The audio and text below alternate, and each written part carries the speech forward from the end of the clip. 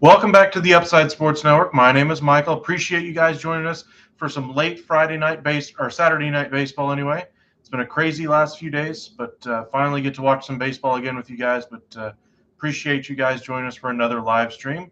Got a little late start anyway, so we're already through the top half of the first inning. A little bit eventful anyway. After Jose Suarez got the start for the Angels, Trey Turner hit a solo home run out to center field anyway, 410 feet off the bat, and the Dodgers lead it after the top half of the first.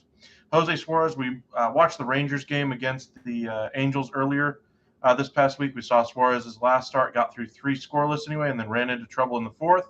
Already looks like he's into trouble here early after giving up the home run to Turner, but was able to work around it from there and was able to escape any further damage.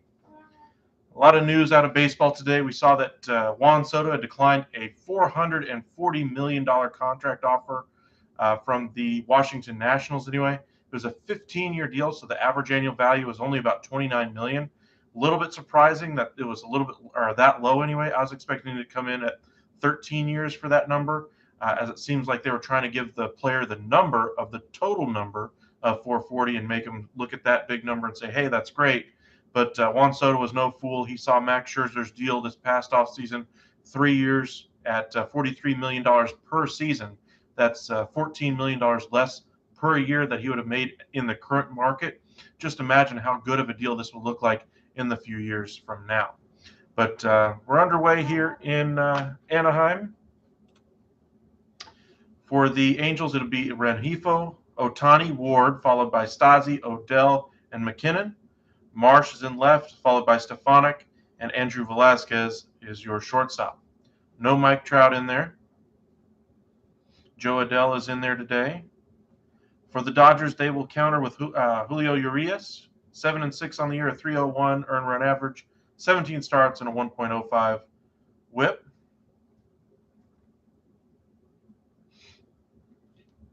Note from last year, anyway, he was the first Dodgers 20-game winner since Clayton Kershaw in 2014. Clayton Kershaw, of course, flirted with a perfect game yesterday. Really appreciate you guys joining us. The first pitch by Urias. Nice swing on that ball by Rengifo. Fouls it straight back to the screen. Rengifo was the one who actually broke up that perfect game last night.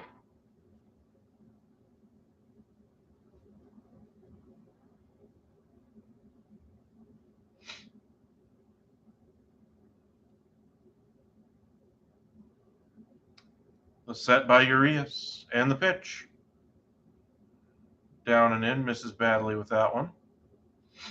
We were going to do the Red Sox and Yankees game earlier today, but just couldn't get the details up in time, but thought we'd catch the late game instead. Didn't want to just cut in the middle of the fourth or fifth inning. It was already a bit of a blowout anyway.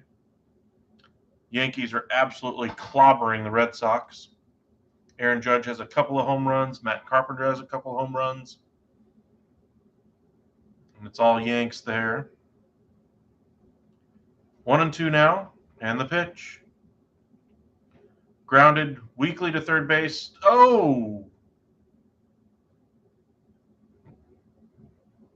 Looks like Max Muncy was over there at third base and just kind of slipped in the dirt as he was about to plant and make a throw.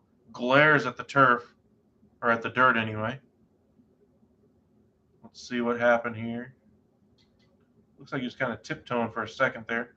And then his right foot just slid out from underneath him, just on the foul side, or on the right side of the foul line there. And down he went. Rengifo easily beating that one out. Rengifo also kind of did a little bit of a stumble after he reached first base. Little slick out there tonight, I guess. Ohtani digs in. First pitch, 95-mile-an-hour fastball right at the outside corner. And with that, Muncy will now shift over. They will now have three infielders on the right side between first and second. Pickoff attempt there. Back easily is Rengifo. Thank you guys for joining us again. If this is your first time joining us, make sure you hit that follow and subscribe button. turn on your alerts. We do a lot of live streams. Try to do at least 5 a week. That's my goal anyway. Catching a bunch of different teams. This one, a quick snap throw over by Urias. Just a soft toss, though. Again, your Rengifo is back easily.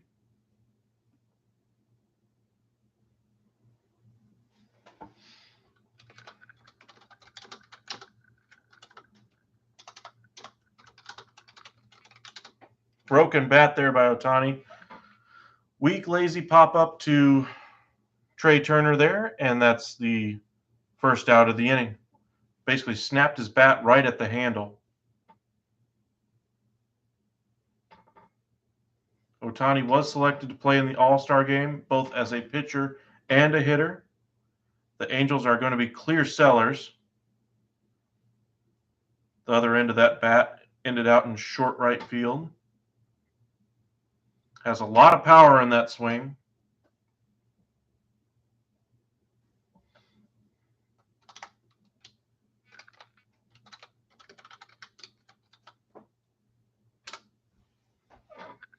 This one popped up to right field.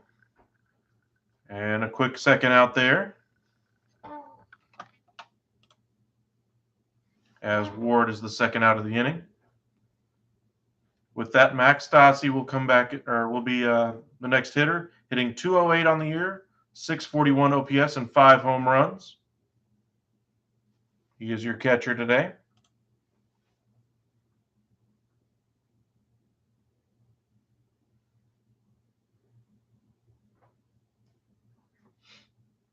They give a note on the screen anyway. 5 home runs this year against Urias in the first inning, 9 the rest of the entire game.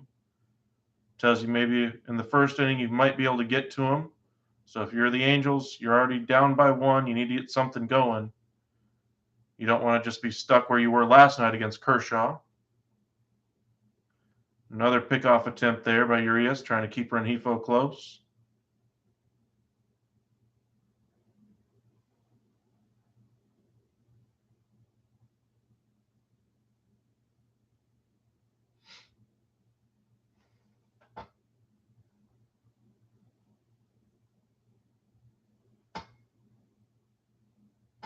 Grounded over to third base again. Muncy this time able to gather and kind of a soft toss over to Freeman. Makes the out, and the side is retired. 1-0 Dodgers after 1.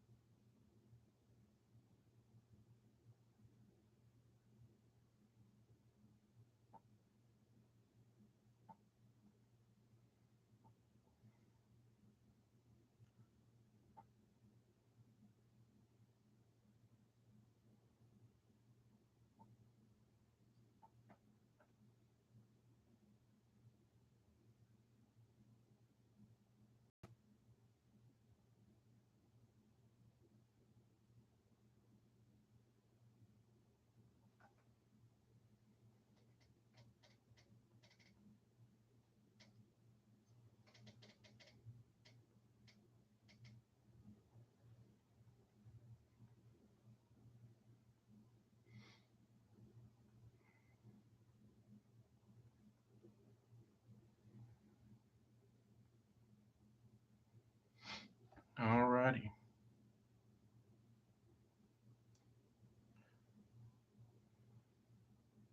Sorry about that. Let us know where you're watching from. Just going to check in on a few other things around baseball while we're in a commercial break here.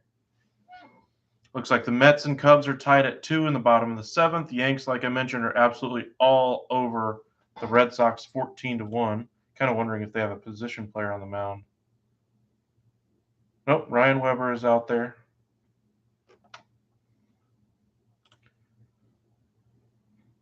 Padres are losing to the Diamondbacks 3-1 in the bottom of the 6th. They do have a runner on second with no out, though, so maybe they're getting something going.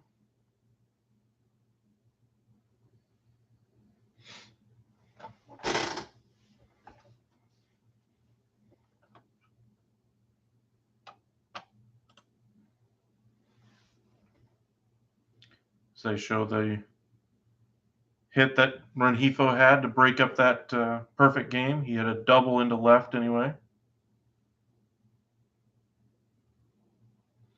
Dodgers, for me, have a lot of questions to answer over the next year anyway. They have already let a number of their top high-priced players leave. Kenley Jansen, Corey Seager, Max Scherzer.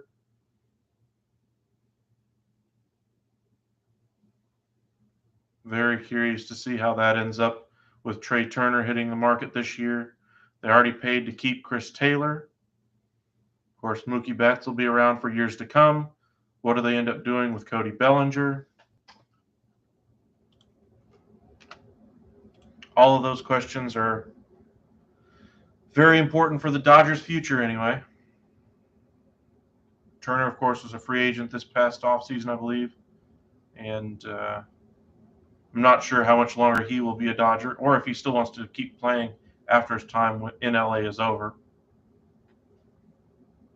Ball one there to Turner.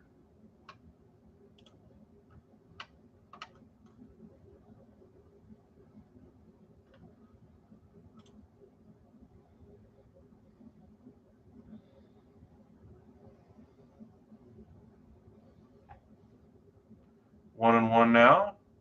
And the pitch by Suarez fouled off the step of Turner. And it's 1-2.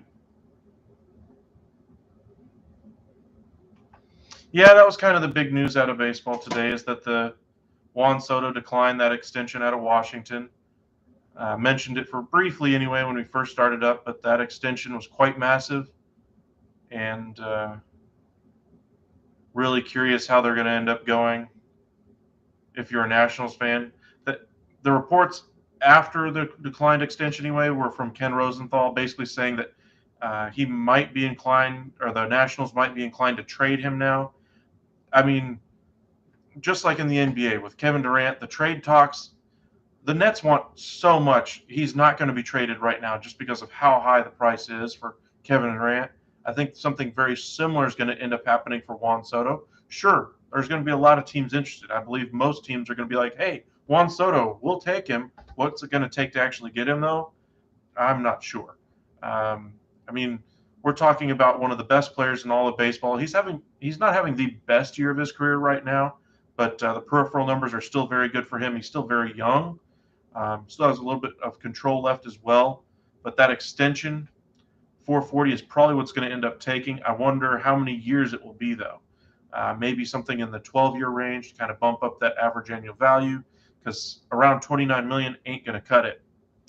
So we'll see what he ends up going for. 3-2 now to Justin Turner. And the pitch. At the bottom of the zone, fouled off down the third base line. Remains 3-2.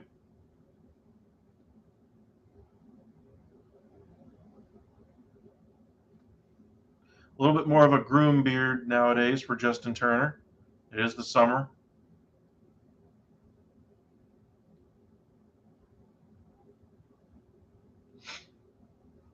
They show Kershaw's line last night. 8 innings, 1 hit, no earned. He was dominant. Kind of looked like the Clayton Kershaw of old. I wonder how many of those starts he has left in him. I don't expect a lot, but maybe you get another year, another 2 years, where you get every 5, 6, 7 starts. He looks like the old Clayton Kershaw. Another foul ball here by Turner. Great at bat, really driving up that pitch count. Already up to 8 pitches so far. Yeah, Soto, I don't think he's going to move by the deadline. I think that's too big of a deal to get done in the middle of the season. I know there's a lot of teams out there that would absolutely love to have that bat. Maybe there's a team that's really desperate and really wants to make a push for the postseason. And that one looks like it might have hit Turner, either that or it got away. But in either event, it will be ball 4. And Turner will move on to first base. But as I was mentioning, a trade for Juan Soto, let's take the Dodgers, for instance. Say the Dodgers are like, hey, we really want to cash in our chips again. We want to do something like we did last year with Max Scherzer and Trey Turner. What would it take to get something like that done? Well, they already made that type of a trade last year and sent away really top trade, their top 2 trade pieces in Keibert Ruiz and Josiah Gray. They're probably going to have to deal somebody on the major league roster, somebody that's not just a plug-in young player just to say, hey, we got an MLB player, but we're talking about a productive MLB player. Maybe a guy like Cody Bellinger. Maybe you can convince the Nationals that he's going to return to MVP form. And then you headline that, or then you fill out the rest of that package with a bunch of minor league talent. I mean, we're not talking about 5 or 6 minor leaguers, in my opinion. I think we're probably looking closer to 7 or 8 minor league players going the other way in a Juan Soto type deal. That's huge. I mean, even if they're just low-level A-ball players that you're sending back the other way, if 2 become major leaguers, that's better than most trades end up working out nowadays. Looking at the package the Rangers got for Joey Gallo, it's very rare that all of those players end up making the majors, at least in their or at any point in their career, let alone be impactful. We've already seen Josh Smith so far seem to stick with the Rangers. Ezekiel Duran looks like a major leaguer. Max Muncy strikes out there on a nice off-speed pitch by Suarez. Suarez does throw a bunch of off-speed pitches, so Dodgers hitters need to be aware of that. Muncy way out in front. But as I was saying, a deal for Juan Soto, I just don't think it's going to work during the season. Of course, the reporters out of New York are all like, "What can the Mets do to get Juan Soto? What can the Yankees do to get Juan Soto?" Why would the Yankees go after Juan Soto? They already have Giancarlo Stanton, they have Joey Gallo, and they have Aaron Judge. They're trying to trade away Joey Gallo so they can get a little bit better from the left-handed side as far as more of a contact hitter. And while that might be somebody like Juan Soto, they still have to negotiate the contract for Aaron Judge. And he's going to command a very similar salary to Juan Soto, I believe. I think he'll end up getting more than Juan Soto. And you're already paying Giancarlo Stanton that much money. You still need to solve your shortstop spot long term. I believe they'll probably go cheap there and use their prospects, Peraza and Volpe. But in either event, the Yankees just don't seem like they have the ammunition to do so unless they give away those top prospects. And then you're left with nothing at the shortstop spot, no plan going forward, and you spent the money that you could have gone after Turner or Correa this offseason to fill that spot. So I don't see the Yankees being in on it. As far as the Mets, Cohen, of course, has seemed like he's been very interested in pretty much anybody who comes on the market. Doesn't seem to really have a budget for any of it, and you can't really blame him when you have that much money. You just take your money and try to build the best team, but it's going to cost him in the long run. You wonder how many years of this that it's going to take. And for right now, if you're a Mets fan, that might seem a little bit more likely for you than if you're a Yankee fan. But I still don't see your pathway to success in a trade. What exactly are you going to give up? J.D. Davis, Dominic Smith, and a grab bag full of minor leaguers? I don't know. But the one interesting team out there that makes a lot more sense, in my opinion, is the San Diego Padres. They've already invested a lot in their team. They have really good prospects that they could trade if they're really trying to push their chips to the center. They have contracts that are coming off the books in another year or so. They have the ability to make a trade like that make sense for the Nationals if they were to decide to move on from him and actually make it convincing enough to where they could get a deal done. Trace Thompson struck out there, and now Bellinger is up there hitting 209 on the year. He is the 8-hole hitter nowadays for the Dodgers. Long ways from his MVP days right now. The 0-2 pitch well outside, but Bellinger able to lay off. For those of you wondering if we could have seen a resurgence here this year by Cody Bellinger, I was one of them who thought maybe we'd see a little bit better performance out of him. Just hasn't happened as of yet.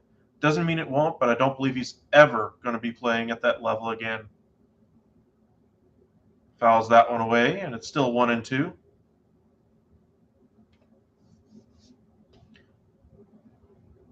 Speaking of the Nationals, they lost 6-3 against Atlanta today. Rangers lost in extras to the Mariners. Mariners have won 13 straight games. And Julio Rodriguez certainly looks like the real deal. Hit a grand slam last night. Pressure-packed 8th inning. Was able to nail that ball right over the center field wall. The pitch to Bellinger in the dirt, and he's able to lay off. And it's 2-2.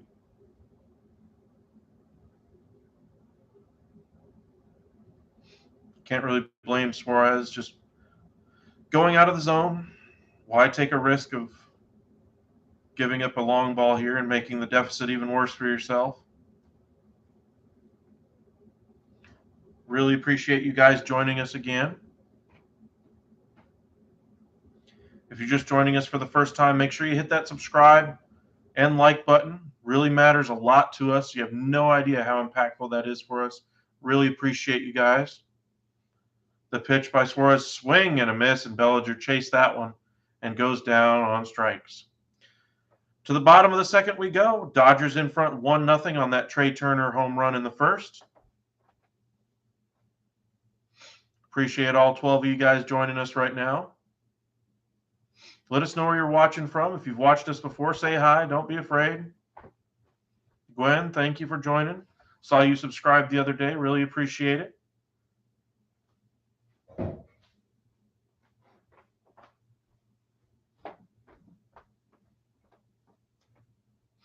Trying to reach that subscriber goal. Trying to reach 400 by the end of the month, so we'll see if we can get there. I really wanted to reach 5, but I think that's a little too lofty. But I think we can reach 4. I mean, we got a couple weeks left. That's only a few subscribers a day. I think we can do it. So if you're watching us for the first time, hit that subscribe button. We do follow the NBA, MLB, NHL, and the NFL. We cover every single team. We'll post videos pretty much every day, as often as we possibly can. And like I said, during baseball season, we try to post videos pretty much, do live streams at least 5 times a week anyway. Not just of Dodger games or Angels, but we did the Yankees game earlier this week. We did a Baltimore game, a Ranger game, a Twins game. I think we did some Tigers. We did some Blue Jays, Red Sox. We've touched on a lot of different teams so far this year. Working our way around the majors. Let us know your favorite team and who you'd like us to see do next, or who you'd like us to do a live stream of next. I know a lot of you guys are at work and are unable to watch, or are out of market and just can't watch the game because you're not in that specific market. Don't want to pay for MLB TV. That's fine. Don't have a radio broadcast to listen to, and so you just want to catch your favorite team. Well, no problem. Follow us here, and we'll be more than happy to have a live stream for you. That way you can interact with fans of your favorite team or of the other team. We've had a few bettors out there who've had money on the game just to, they wanted to join the chat just so they could follow along and see what was going on.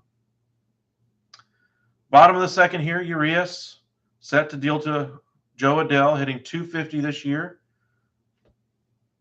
Strike one on a nice curveball at the top of the zone. Mike Trout at the beginning of the game, or excuse me, before the game was started, was scratched due to the upper back spasms. You got to wonder about his all-star availability after that. I'd imagine he's probably going to be pulled. We'll see if somebody is named as a last-minute fill-in there. That pitch misses upstairs, and it's 1-1.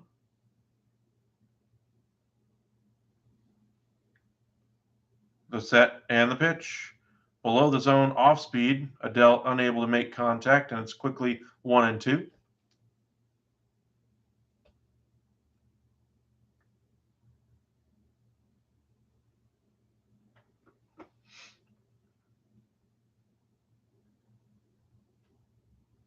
The pitch. Off the plate outside, and it evens at 2-2. Joe Adell, former top prospect for the Angels. They're in an interesting spot with the deadline only a couple of weeks away. In my opinion, they're clear sellers. According to national opinions, they also should be considered clear sellers. They got a lot of pieces both in the bullpen and platoon type pieces that they have around the diamond that they could trade away and flip for spare parts. But the one piece I'm looking at if I'm an Angels fan is Shohei Ohtani. Do I cash him in, send him away? I mean, this team has about reached its peak with what it's going to be with Trout and Ohtani, and it's not a playoff team. Right now, they're 4th in the AL West. 4th behind the Astros, obviously, the Mariners who've won 13 straight, the Rangers, and then there's the Angels. It's been one year after another of excuse after excuse for the Angels. Oh, we have poor injuries. Well, you got Rendon injured this year. Other teams have other injuries as well that they've been dealing with. The Red Sox, for instance, have had Eovaldi and Sale out for most, if not all, of the year. Yet they're still in they're still in contention for a wild card spot. The Mariners are very young, but they're still there. They're pushing all the way for a wild card spot. And sure, they won 13 straight games, and any team can get hot. But just by that same token, any team can go on a cold streak, and that's what the Angels did earlier this year, losing, I think it was 13 straight as well. And Joe Madden ended up losing his job and actually shaved part of his hair, cut it into a mohawk before the game. And when he arrived at the ballpark to kind of show the team and make it a little bit more of a lighthearted scene, he was told to pack his bags and not even show the team his new hairstyle because he was being replaced as manager. That's a little rough, especially for Joe Madden, considering his position in the game. 2-1 now to McKinnon. Fouled away, and it's 2-2.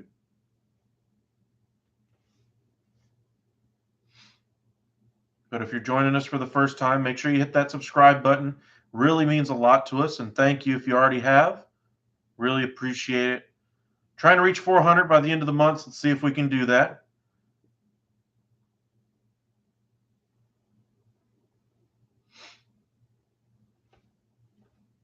The pitch by Urias, fouled away down the first base side anyway by McKinnon, and it remains 2-2.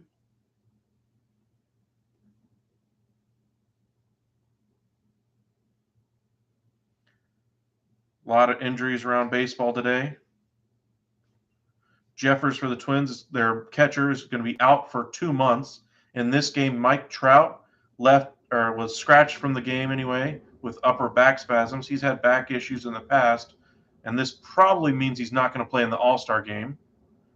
This one popped up down the first base line. Freeman going out into right field makes a nice catch, and there are 2 away here in the bottom of the second.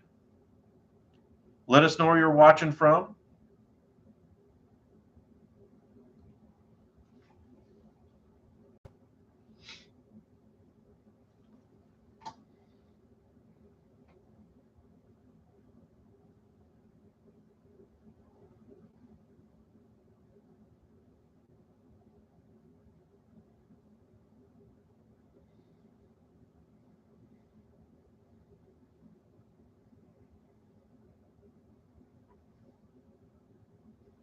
At 196 on the outside corner to Brandon Marsh, hitting .224 on the year, 7 home runs, 34 RBIs, and a .621 OPS. But as I was mentioning, a lot of trade talk around baseball right now. Luis Castillo's name is being mentioned more and more and more. He's the ace for the Cincinnati Reds, and yes, I know ace Cincinnati Reds doesn't really make a lot of sense, but he's been a very high-quality starter for a number of years. And, of course, the top of the market teams are looking for starting pitchers. Namely, the Yankees and Dodgers have both checked in on Castillo.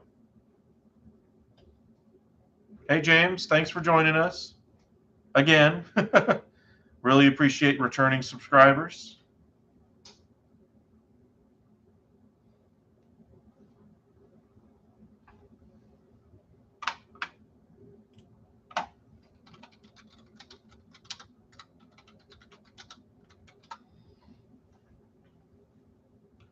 Nice pitch. Curveball on the inside corner. Marsh unable to get the bat off his shoulders and strikes out. That ends the second. Dodgers on top, 1-0.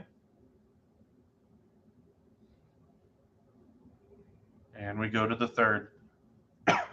Only run in the game, of course, is that solo shot by Trey Turner in the first.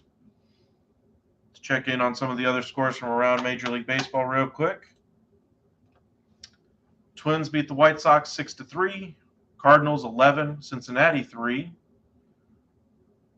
In the first game of their doubleheader, the Mets beat the Cubs 2-1. Right now, they're in the bottom of the eighth, tied 2-2 in the second game of their doubleheader. Blue Jays beat the Royals 6-5. Rockies on top of the Pirates 2-0. And we mentioned the Mariners defeated the Rangers 3-2 in extras again. Braves 6, Nationals 3, Cleveland 10, Detroit 0. Houston defeated the A's anyway, 5-0. Baltimore got back in the win column after finally dropping a game, losing their win streak the other day, beating the Rays 6-4. Phillies beat the Marlins 10-0. And as we mentioned, the Yankees absolutely clobbered the Red Sox 14-1. And the Giants defeated Milwaukee 2-1. Going to the top of the third, 1 run, 1 hit, no errors for the Dodgers, no runs, 1 hit, no errors for the Angels. For the Dodgers, they will have Gavin Lux, their second baseman, to be followed by the top of the order, Mookie Betts and Trey Turner.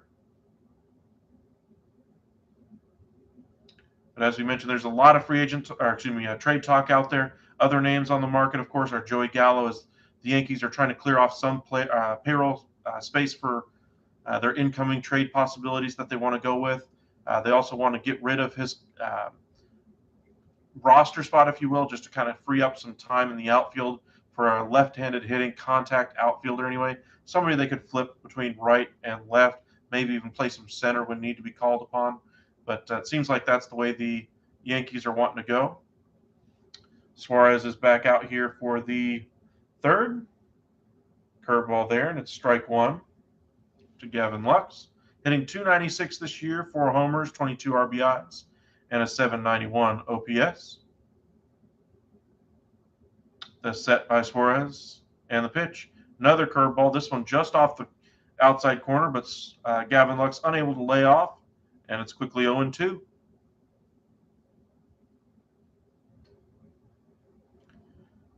Let's see if Lux can go ahead and make some contact with some of those off-speed pitches that he has. That one well outside, and it's 1-2. Appreciate all you guys joining us here on a Saturday night. I know not all of you are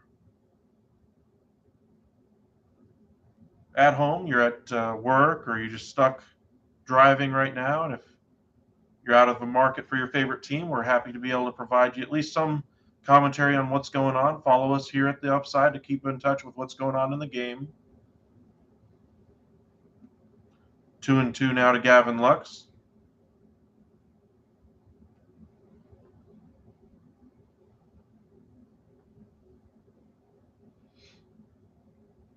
You'd have to imagine if a team like the Dodgers were to go after somebody like a Juan Soto, Gavin Lux would be a name they'd want to look at as one of the return pieces.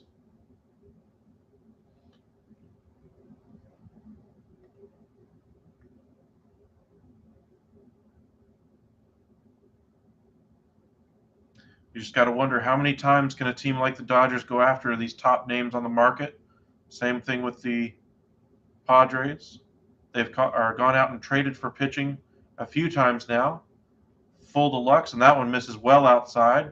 Great at bat by Gavin Lux there. Suarez unhappy with himself, missing his spot on that one.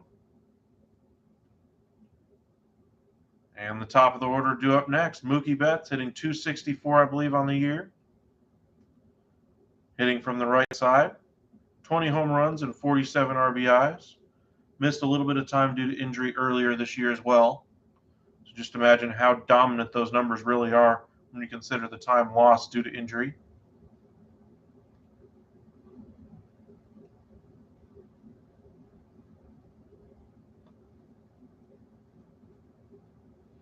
Kind of an excuse me swing there, and probably would have been a strike anyway, but and it's still 0-1.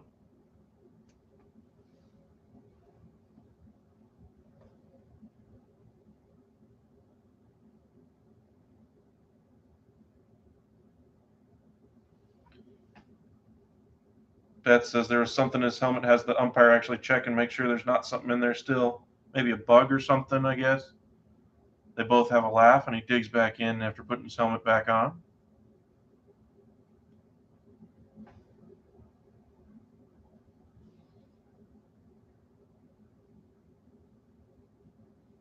This one popped down the left field line and out of play.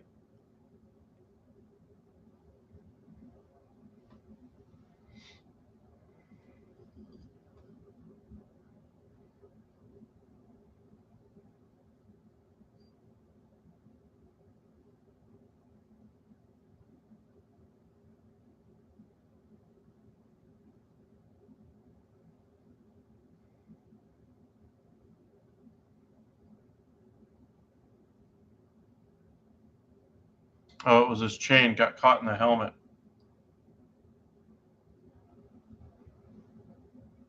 Swing and a miss by Betts. Great pitch there by Suarez.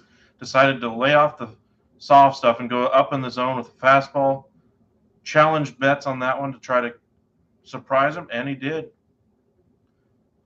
Honestly, that would not have missed by much if Betts was able to hold off, but I think he probably would have gotten the superstar call on it. And there is one away as Betts is out on 3 pitches. Trey Turner, who hit the homer in the first, is up. Right on the inside corner. Ooh, not called a strike. And it's 1-0. Trey Turner, a free agent this offseason. Very curious what he's going to end up doing this offseason. Does he stay with the Dodgers? Does he end up going to another team? Ooh, a nice pickoff attempt there. That looked really close. Looks like they just announced that Devin Williams of the Milwaukee Brewers, the relief pitcher, has been announced as a replacement for the All-Star game.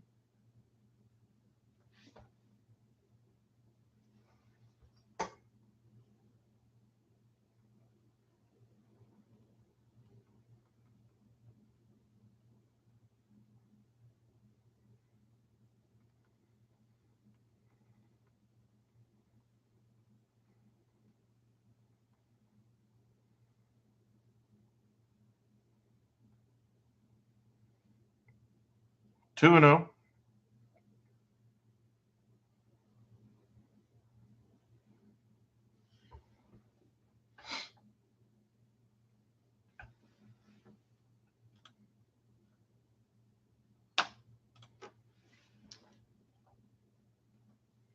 As I mentioned, Turner opened the scoring in the first with a solo shot. Man on first here, and it's 2-0. Suarez going to have to come in the zone, and oh my. Suarez throws his hands up in disgust after that one. Turner hammers that one out to left center field. Marsh is unable to get there and catch it over the wall. And that's a 2-run shot here in the third by Trey Turner. His 14th home run of the season. Wow. I mean, I know the Dodgers are really good. I don't follow the Dodgers every day. I know Trey Turner is one of the best shortstops in all of baseball. He's a very good contact hitter. But I did not expect to see 14 home runs here, as we're not even to the All-Star break yet for Trey Turner. Wow. Can you imagine the contract he's going to sign? Now, I understand he's got speed as a factor in his game, so maybe that'll kind of keep the contract down for him in the long run, because, as you know, players with that age anyway do tend to lose their wheels as they get older. Freeman up there next, hitting from the left side against the lefty. I think he's tied for the league lead or close to it for hits to the opposite field. But Trey Turner today, a solo home run in the first, a 2-run homer here in the third, and I think he's making himself some free agent money this offseason anyway.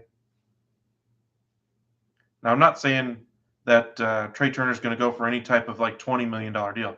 I fully expect him to get like $30 million plus a year. I mean, he's that special of a shortstop. But my question is going to be, what exactly is he going to end up going for? Does he go for 10 years? Does he go for 7 years? That's more of the question for me. How long of a term does he end up getting? 0-2 now to Freeman. That one's well outside. Just looking at Freddie Freeman's numbers, who do you think would have more home runs to start the season? Trey Turner or Freddie Freeman? Right now, before the game, they were tied. Today, it's now 14 home runs on the season for Trey Turner, 12 for Freddie Freeman. Unbelievable. That pitch is hammered out to right, and that one, I don't know if it got out. It looks like it was off the wall, and into second goes Freddie Freeman. A nice double there. Just didn't have quite enough elevation on that hit, as Adele missed the cutoff man, missed second base, and that ball rolled all the way into third. Sure, the coaches are going to have a discussion with him about how to throw the ball in after the inning. Nice piece of hitting there by Freeman, getting the barrel to the ball. What do you think of the Yanks start to the season, and who's your current World Series favorite? Yanks start to the season has been fantastic. I don't think anybody can argue with that. I have real concerns about their longevity. I have concerns about their uh, postseason success. I mean, they're hitting the ball like no other team right now. Just look at their roster. Matt Carpenter picked up on a waiver or was released by the Rangers on a contract anyway, and came over to the Yankees. He's been absolutely going bonkers for them. Hit 2 home runs today. His slugging percentage is almost like 950 or something like that, something crazy. Those kind of numbers are not sustainable, I believe. I didn't think they were when he first got there, but they've sustained themselves so far longer than I would have expected, and that's been very surprising. I'm very curious to see how their starting pitching holds up. Their bullpen has been very good as far as the back end of it. Aroldis Chapman hasn't been able to find any success. They have a lot of guys in there who can walk a lot of people. Nice pitch there by Suarez. Bends in that curveball there at 79 miles an hour to Smith, the cleanup hitter, and it's 0-1. But as far as the Yankees, I still don't consider. I what? Okay, Trent. You mean the chair? I don't know. But anyway, I still don't consider the Yankees to be the favorite in the American League. I still consider probably the Astros. And at the beginning of the season, I had the Toronto Blue Jays up there, but they fired Charlie Montoyo. Their starting pitching hasn't been very good this year.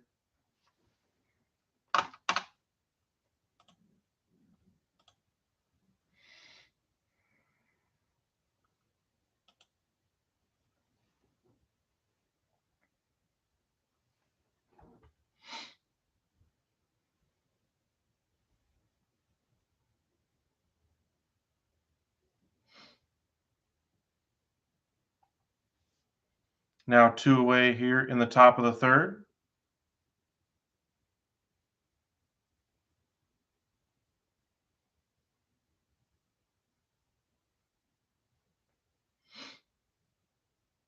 But who's my current World Series favorite? From the National League side, you still have to go with, in my opinion, the LA Dodgers. I just think they're going to get the pieces they need at the deadline. I think they could always use another.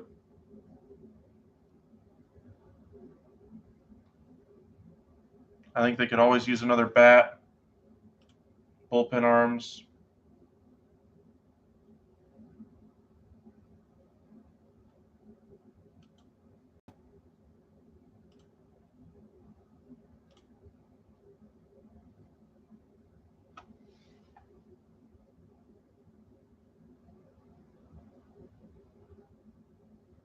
2-0 now to Justin Turner. The Mets, of course, are the other team I'd really consider as a favorite in the National League.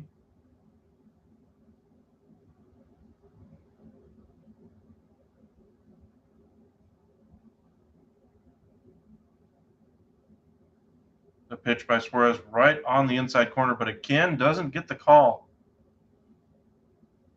3-0 now.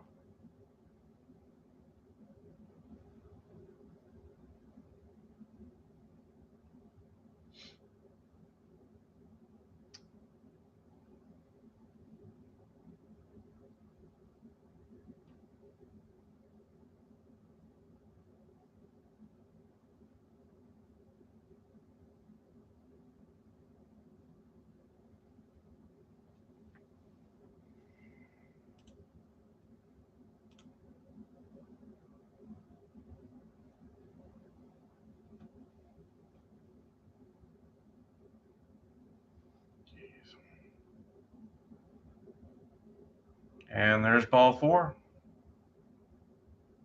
First and second with 2 out here in the top of the third.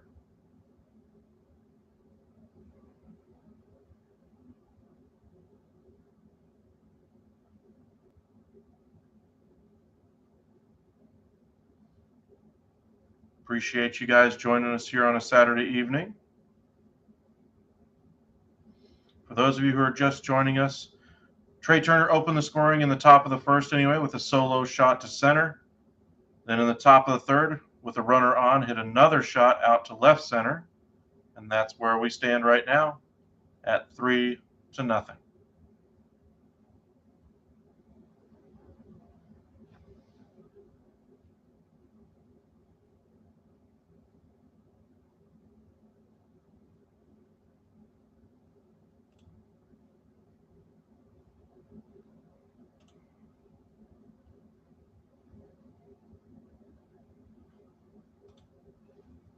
Up and in to Max Muncy.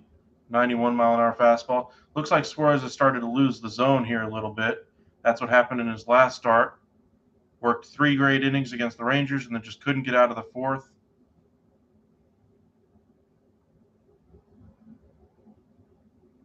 Or was it the Orioles anyway? Sorry. It was the Orioles game that it was last time.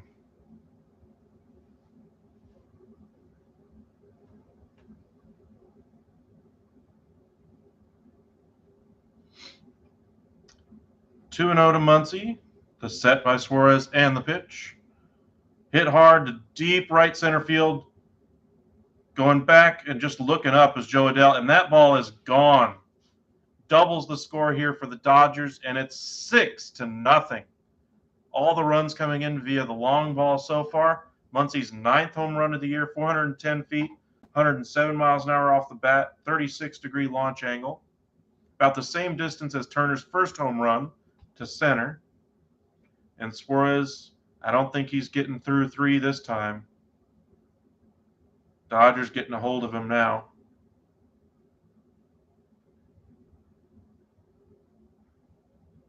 Muncy knew that one was gone the second he hit it there.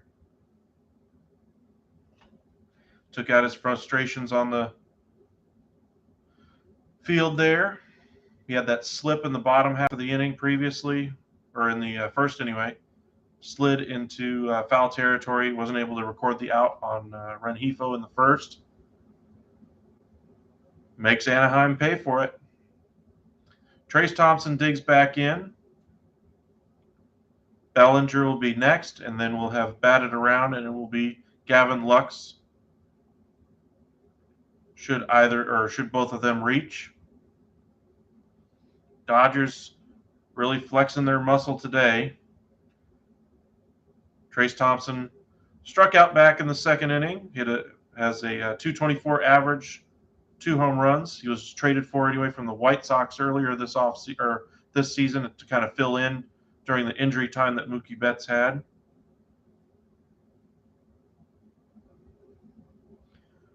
Angels during their last 15 games, 3-0 when Ohtani starts, 0-12.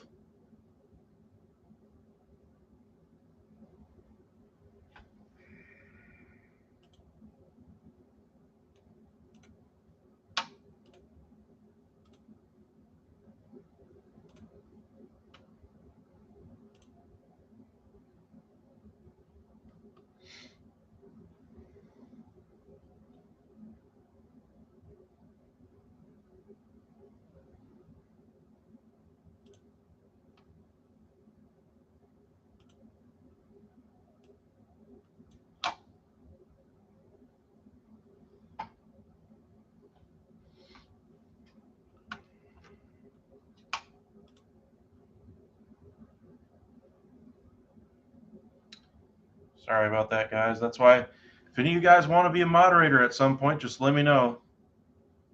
Got to watch out for these myself, so sometimes it gets a little distracting at times.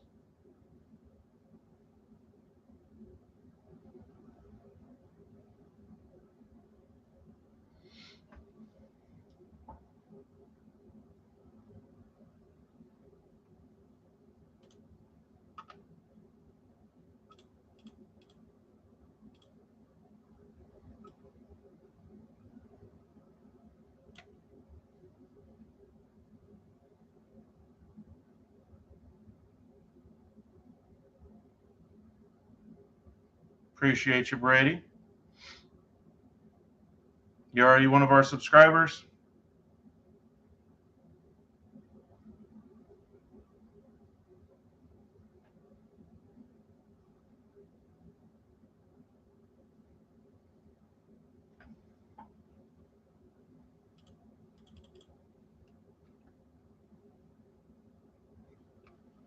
Cool. Appreciate it.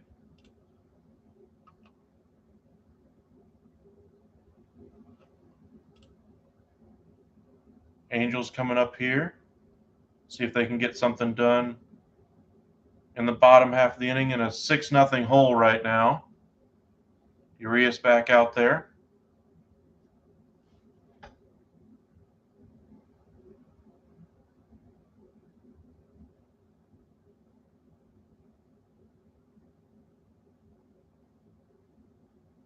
Ground ball right to Turner. Whipped on first base. And the out is recorded. Dodgers all over the Angels right now, 6-0 on the strength of 3 home runs, a solo shot, a 2-run shot, and then a 3-run shot.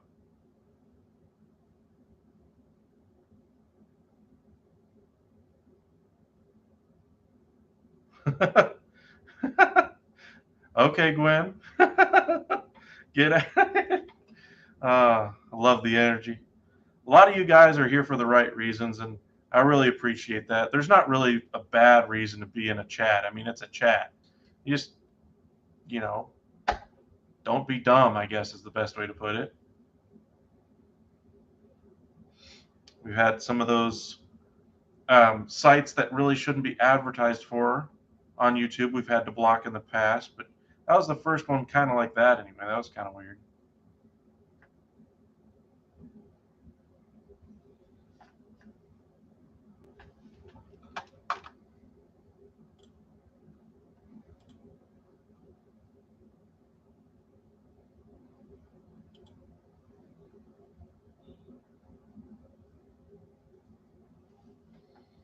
One and two now to Velasquez. He played a little bit of time for the, I think it was the Yankees last year, and then they decided to go the Isaiah Kiner-Falefa way.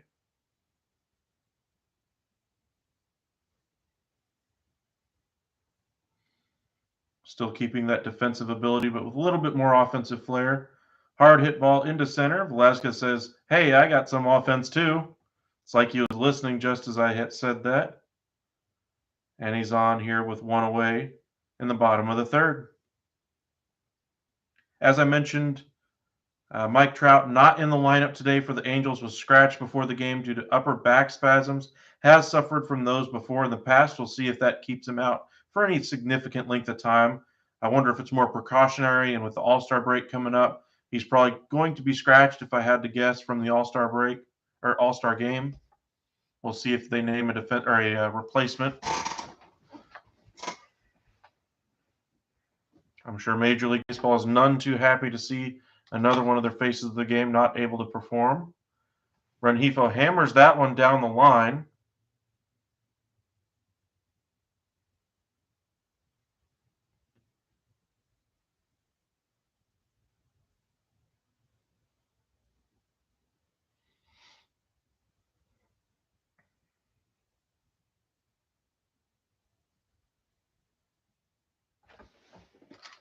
Let me see.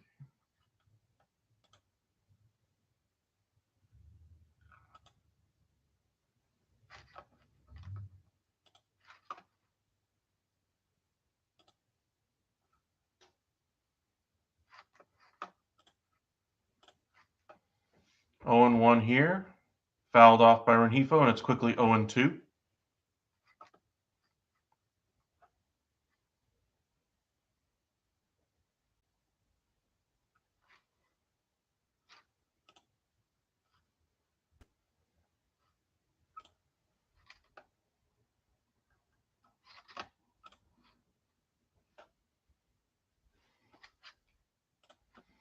Appreciate you guys joining us. Dodgers all over the Angels right now. That one misses upstairs, and it's 1 and 2. Rengifo able to lay off. Don't expect Velasquez to steal here, but you never know. Maybe just to even avoid the double play might be nice. Should there be a ground ball. That one's down and in.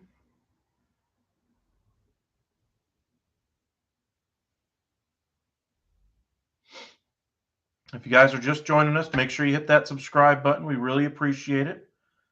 Had a lot of you guys join us over the last week to all the different live streams we've done.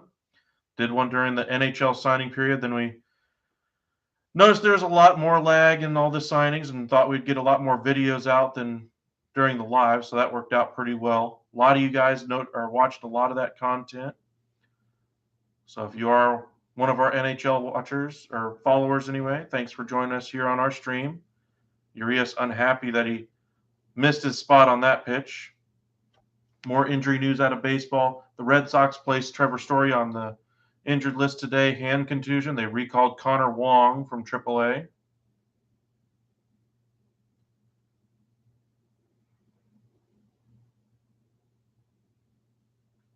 Another ground ball by Rengifo to Turner on the Lux, unable to turn it as Rengifo beats it out. Kind of a little slow rolling ball out to Turner.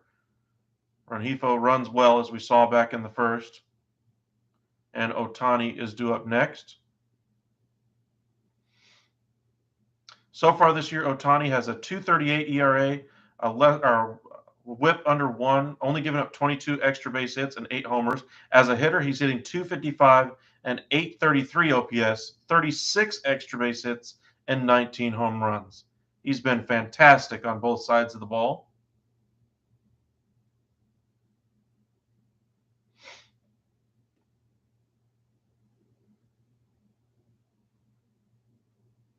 Pops the first pitch up, though, very high, right on the first base line.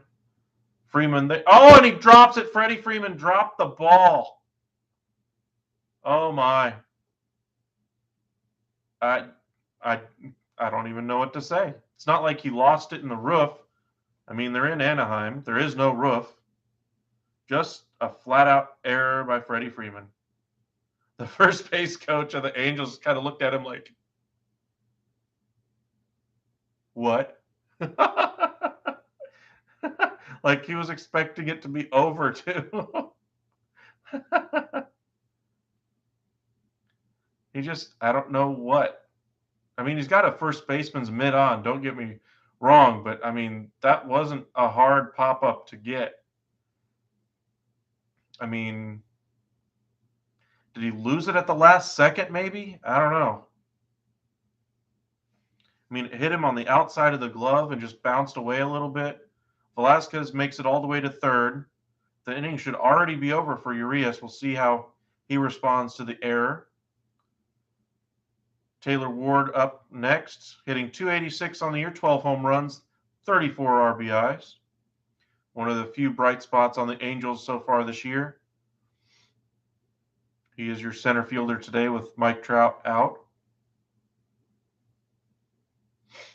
0-1.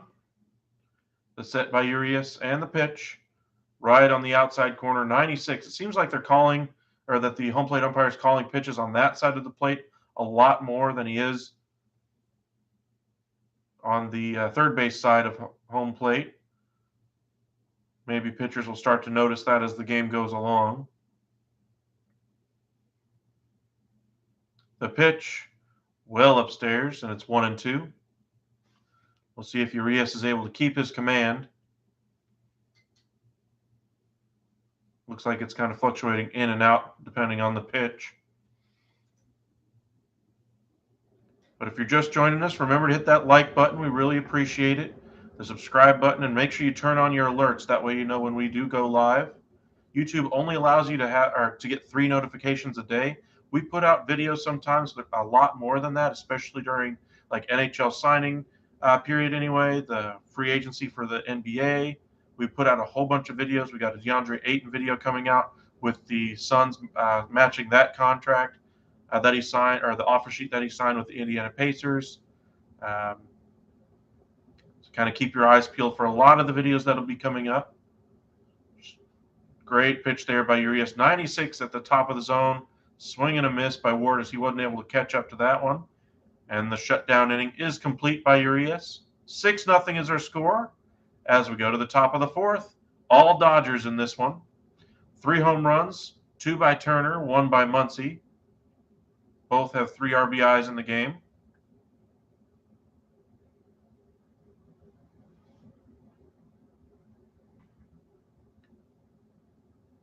Make sure you follow us on Twitter at UpsideSN. That way you're notified of whenever we do post a video. As I mentioned, the YouTube will only allow you to get 3 notifications a day. So if there's a lot of news happening on that day, make sure you subscribe to us here on YouTube and then follow us on Twitter, so that way you can get all the headlines, pop-up notifications on your phone, and you can watch us. Or if you don't care about that team, you can Just ignore that notification and watch the next one.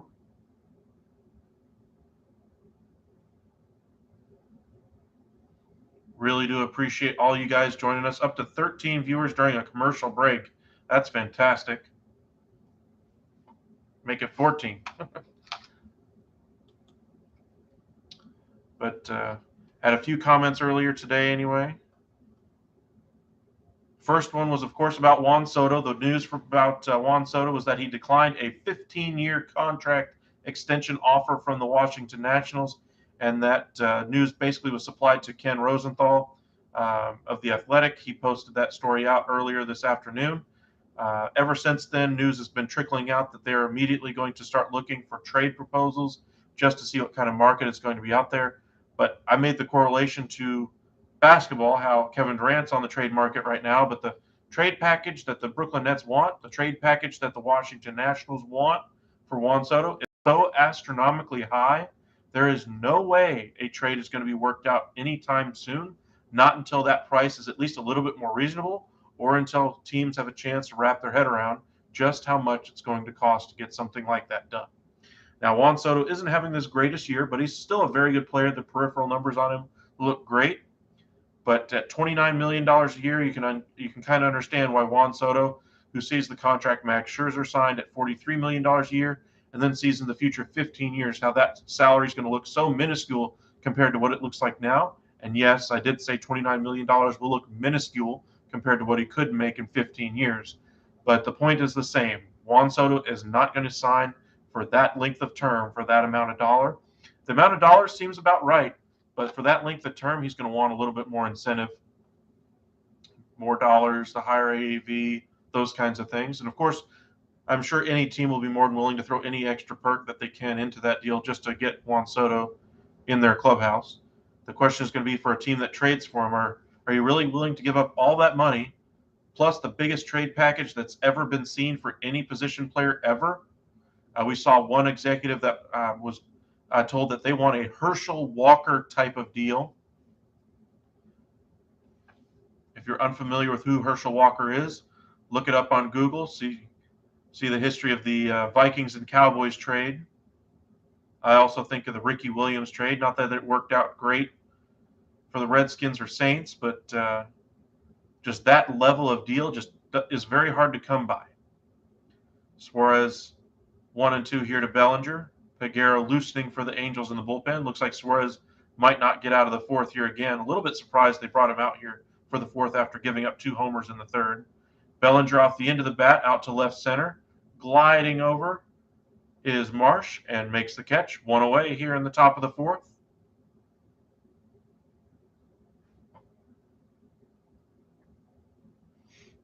Really do appreciate you guys joining us tonight. Means a lot to you guys, to us here at the Upside. It's been a lot of hard work getting us to where we are, up to 349 subscribers. I think when we started for the day anyway. It does kind of go up and down as the day goes, but the more subscribers we have, the closer and closer we are to being able to do this type of content for you guys a lot more often. That's kind of my ultimate goal, is to be able to do this as a full-time gig. It takes a lot of time to get to that level.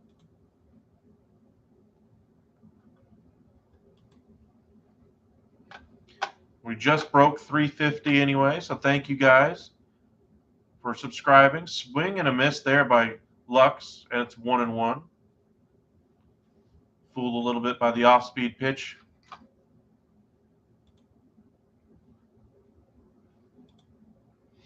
Suarez set, and the pitch to Gavin. Swing and a miss again. This one outside the zone, 1-2. But yeah, Juan Soto is going to be the big name around the deadline to talk about. I don't expect him to be moved, though, at all. The one name I might expect a little bit more in the news as we get closer to the deadline is Shohei Ohtani. Just that level of pitcher and that level of hitter on a team that's basically reached its potential in the Angels. And by the way, that potential right now is 4th place in the AL West. I wonder how many more years it's going to take for the Angels to finally realize this isn't working. Now, maybe their young guys will finally start to pan out, but it just hasn't worked at any point during the Mike Trout tenure. They just haven't been able to get anything to string together any consistent winning period. They haven't had any postseason success. Rolled over there by Lux, and there's 2 away. But if you're an Angels fan, I feel for you. I remember the days of David Eckstein, Darren Erstad, Garrett Anderson, Mo Vaughn, all those days. Those days are long gone. Jared Weaver, David Eckstein, those days of playoff success, Mike Shosha, those days have left you behind, and you're left with a team that can't even break a wild card spot when they add a team to both leagues. And I understand how much frustration you've had over the years, but at some point you just got to toss your hat in and say, hey, I understand we got the best player in the game, or one of the top 3 best players in the game. I understand we also have a second player out of the top 3 in the game, yet we still can't win baseball games. You just saw the stat earlier that I mentioned. And 3 starts that Ohtani's made in the last 15 games, they won all 3. In every single game besides the one he started, they've lost. They've had the worst record in baseball since May 25th, and it's just getting uglier and uglier and uglier. They don't have the starting pitching. Their contracts they've invested in over the past several years just haven't panned out. You saw how they invested in Albert Pujols. That contract didn't work. They invest in Josh Hamilton. That deal doesn't work. They just can't build around Mike Trout to save their life. Hard hit ball there by Mookie Betts. Serves it into left, and he is aboard his first hit of the game. And tune in now. Up next is Trey Turner. He has 2 home runs already in the game.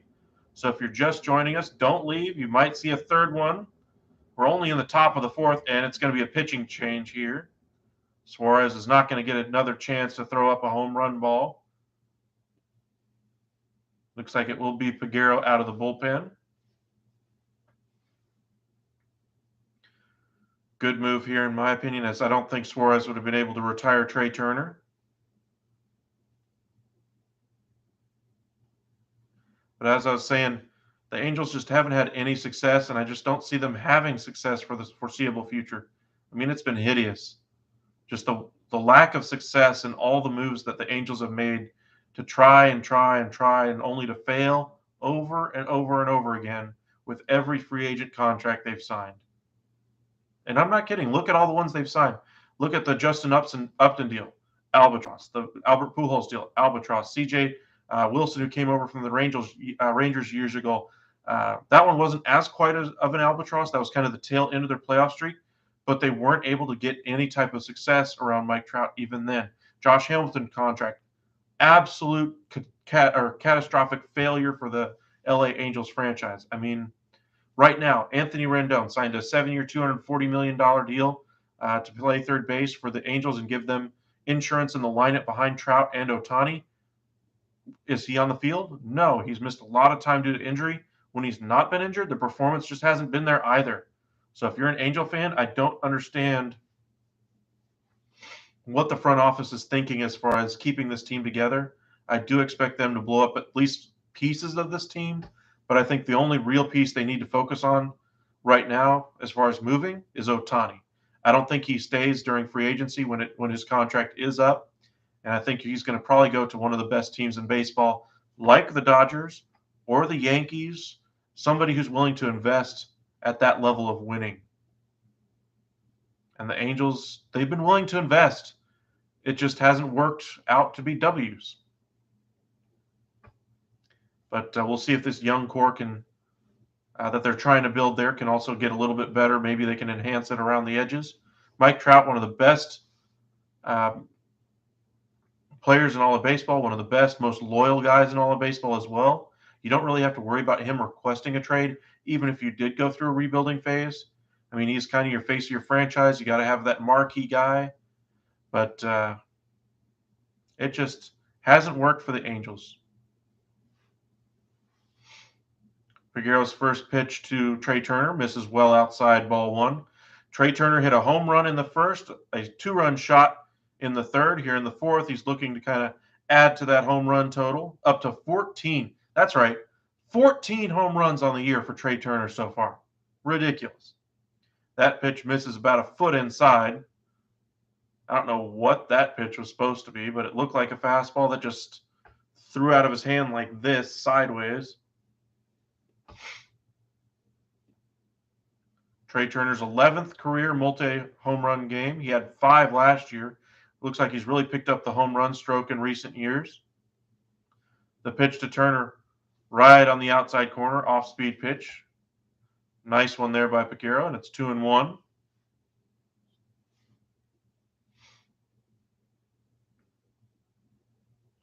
A pitch by Pagero. Just off the outside corner, and the home plate umpire rings him up on that one. I wasn't sure if he even went around, but we'll see what it looks like on the replay if they show it. 2-2 now, and they don't show. That one tapped back to the screen. Remains 2-2.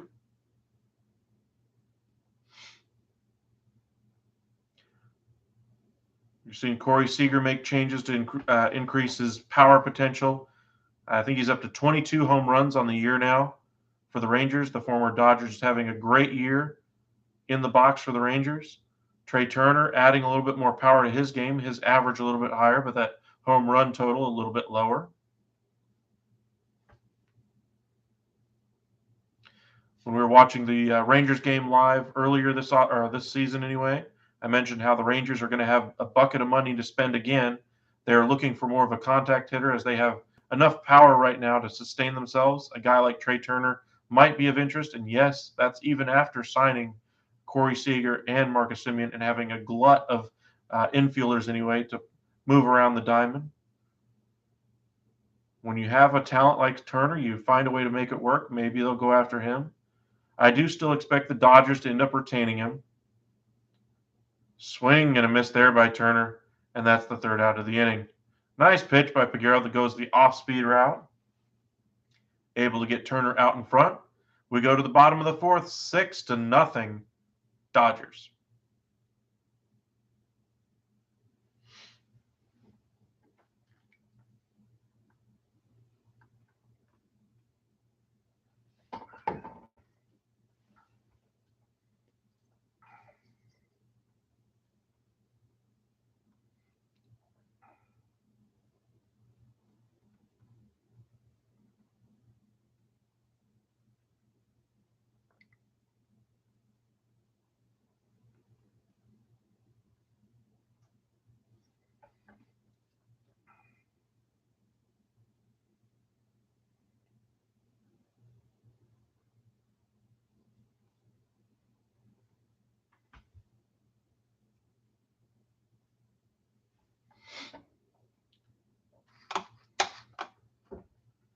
Just want to check in on a few other scores. Looks like we've gone to the 10th inning between the Mets and Cubs. Mets have gone out in front 4-2. Bottom of the 8th anyway, the Padres are in front of the Diamondbacks 4-3.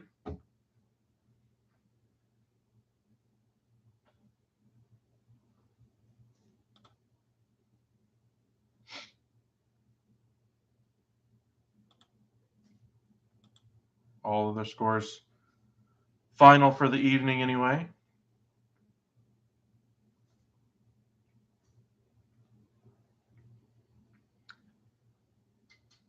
Urias scoreless through 3. Has a 2.91 ERA. It'll be Max Stassi due up first, to be followed by Joe Adell and McKinnon. If you're just joining us, Mike Trout was scratched before the game with back spasms. He is unlikely to play in the All-Star game, in my opinion, just because of those back spasms right before the All-Star break. Sounds like a way for the Angels just to get him extra rest without giving him an IL stint. Strike one there to Stassi, right on the corner. And it's 0-1. Thanks for joining us again, Kent. Do I really think they should trade Ohtani? I mean, if I were running this team, I would have traded Ohtani a year ago, but that's just me. That was right after Ohtani basically solidified himself as a solid star MLB player after you don't have to worry about injuries anymore, after he really proved himself that he could handle the rigors of an MLB season. He is a unicorn in this game, both as a pitcher and a hitter. Nice piece of pitching there by Urias. Strikes him out on 3 pitches. And you can kind of see what I was talking about with the Angels. I mean, Stasi is one of their pieces they could trade away at the deadline. He doesn't hit for much average. You can kind of see why there. Just fooled all the way on that breaking ball. Just the Angels have not had a good season. They haven't had a good season in years. They're stuck in that mediocrity. And when you're stuck in the middle, you're never going to be able to get back on top again. I know all leagues like to talk about their balance, how the worst team in the league and the best team in the league are not that far apart. They always like to talk about parity, but it's just to be stuck in the middle is to be stuck in the middle forever. There is no getting out. So just bottoming out might be the only way for the Angels to finally put a winning team around Mike Trout. I mean, they've always been around that third place division in the AL, or a third place spot in the AOS. Right now, that would only be good on a good season to be able to get you to the second or third wild card. And that's if everything breaks the way you want it to. They just don't have the pitching to be able to do it. They don't have the hitting right now. Anthony Rendon hasn't worked out. And sure, Rendon's bat could eventually come around. Joe Adell could finally embrace that potential he has.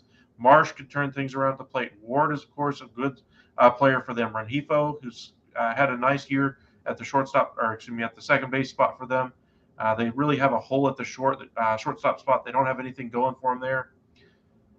First base, they got a young guy in McKinnon. Catcher, they got a journeyman back there in Stasi. And then that rotation, there's just not a lot of talent. I mean, Thor, they invested a 1-year deal in there.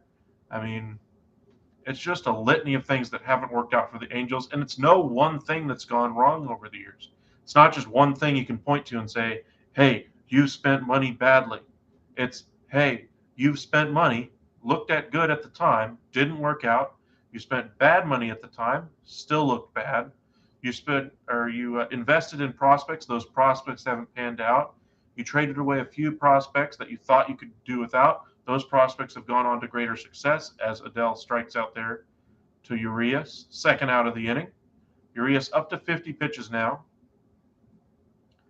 But you ask, should they trade Ohtani? Do I really mean it? Yes. I think they should have done it last year. They would have gotten a lot more for him. Not saying that they won't get a lot still for him now. I mean, either as a starter or a hitter, he would command a lot. As being both, we talk about the Juan Soto deal being going to be a historic type of trade for MLB. An Ohtani trade would be a very historic thing for them, for Major League Baseball as well. How do you get an ace and a cleanup hitter in the same player in a trade? Just think about that for a minute. What do you think would be worth it? I mean, you're never going to get equal value if you're the Angels. So you just need to sell off the piece, get the pieces that you can, let your young guys take the at-bats, and hopefully one of them can take that opportunity and run with it. It's the only way you're going to get better.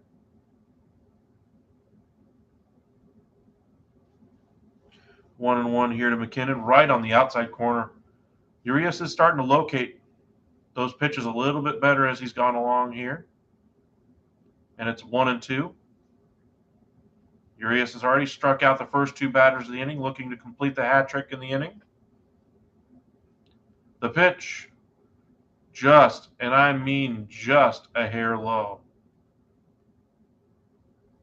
Urias gives a big smile as he looks out towards the outfield scoreboard, nods his head. Wonder if he was actually looking at it on the big screen, seeing where that one ended up.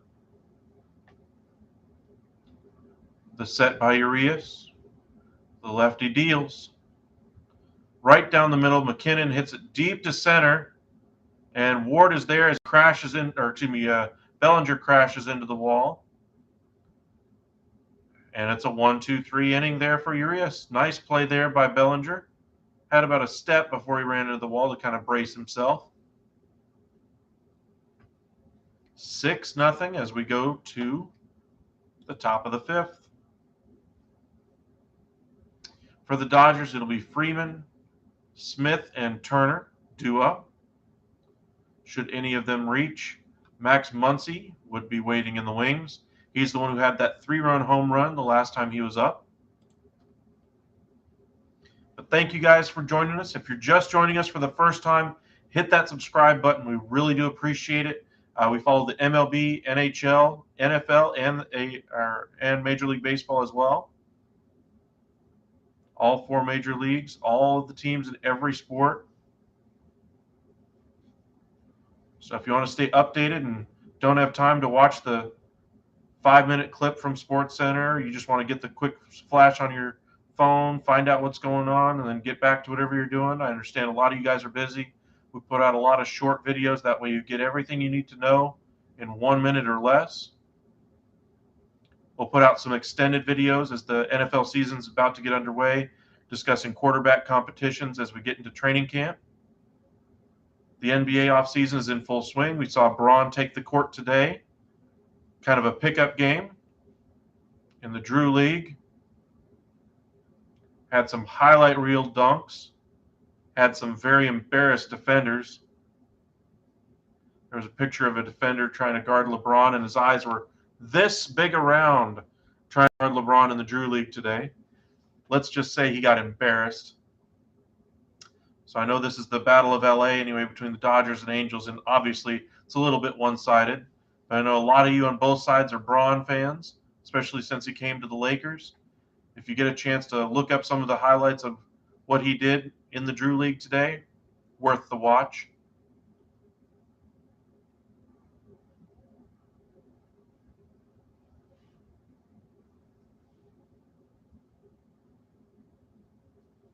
Freddie Freeman had a double in the third, just missed a home run, came around to score on that home run by Muncy.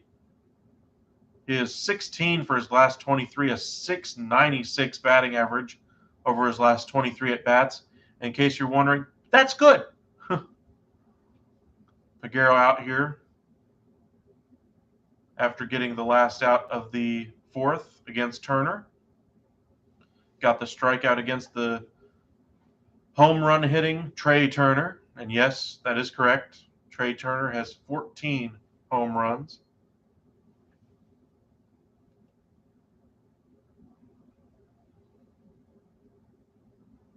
That one finishes low and it's 2-1. If you haven't been paying attention to much news around Freddie Freeman, here's kind of the latest. Freddie Freeman, of course, went back to Atlanta for his first time since becoming a member of the LA Dodgers, and was very emotional before the game, spent time with some of his old teammates, takes a strike there on the outside corner, and it's 2-2. And you could even see it during the game, was kind of breaking down on the field. He just was very unhappy. He thought he should still be a member of the Atlanta Braves, but the Dodgers are where he's going to be for the foreseeable future. Oh, my. Hammers this ball down the line, and that one's gone into the bullpen, and it's 7-0 Dodgers. Ooh. The hottest bat in all of Major League Baseball right now, Freddie Freeman. 400-foot home run, 105 miles an hour off the bat, 34-degree launch angle. Wow. That'll cheer you up, Freddie. Hitting over 700 now in his last 24 at-bats. That's right. I said a 700 batting average.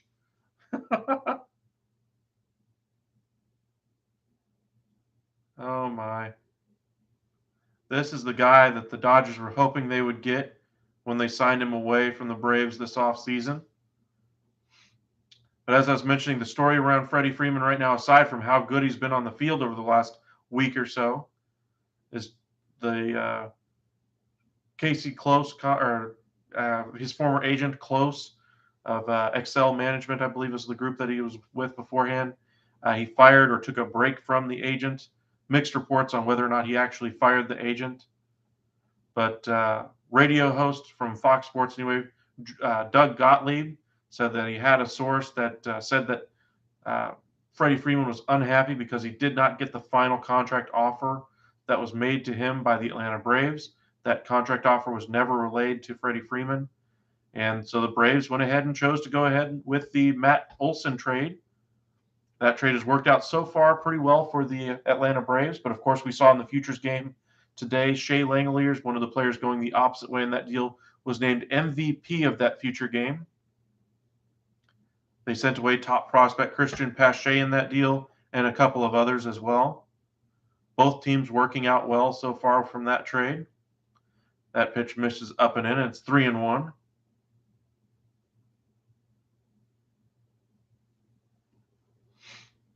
Will Smith up, hitting .274 on the year, 14 home runs, 47 RBIs.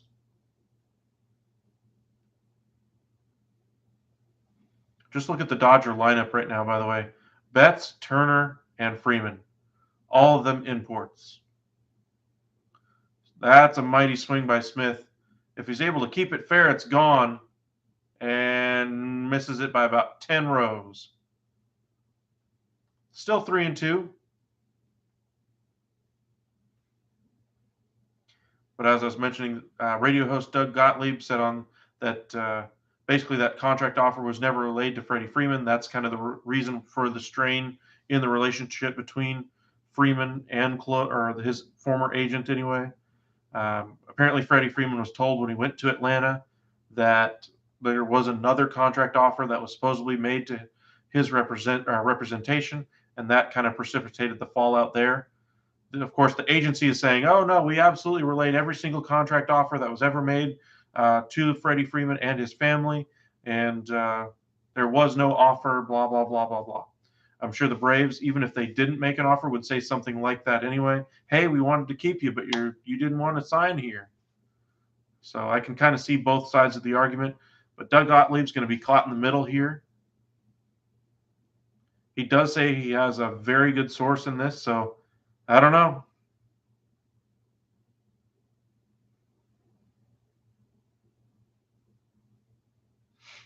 We'll have to see what kind of happens there. Here in the top of the fifth, one away now. And Justin Turner, who had a good at-bat last time, stands in. He's already got 2 walks on the day. This time swings at the first pitch and pops it up into short right field. Adele is there, calling off the second baseman, Rengifo. And there's 2 away here for Max Muncy.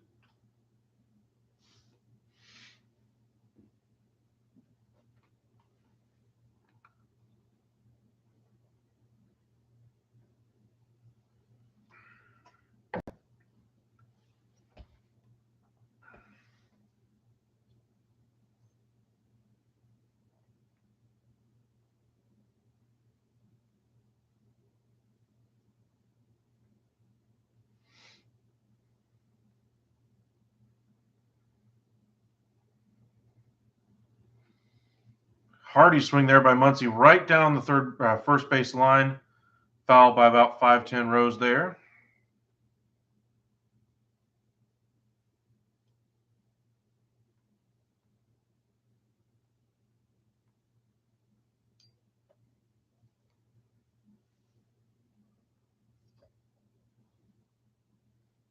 Swing and a miss. Muncy way out in front on that pitch.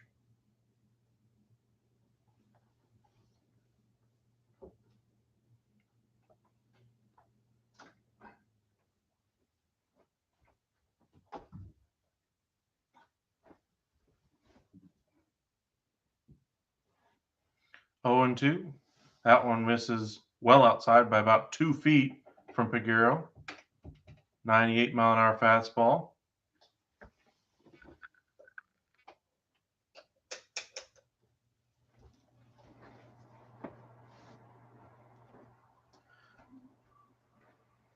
Off speed on the outside corner. Muncy pounds it straight back to the screen. Remains 1 and 2.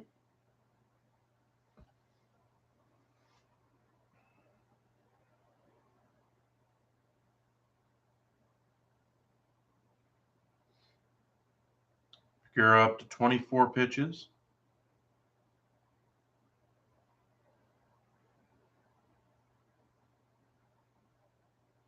Climbs the ladder on that one, but Muncy able to stay alive and pounds that one back over the screen.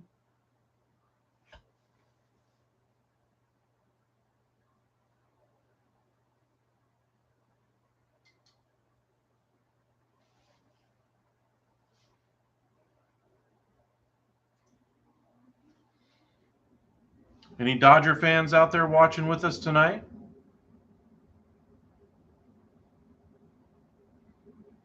Another one pounded down the first baseline foul. Umpire stops it with his foot and flips it up into the stands.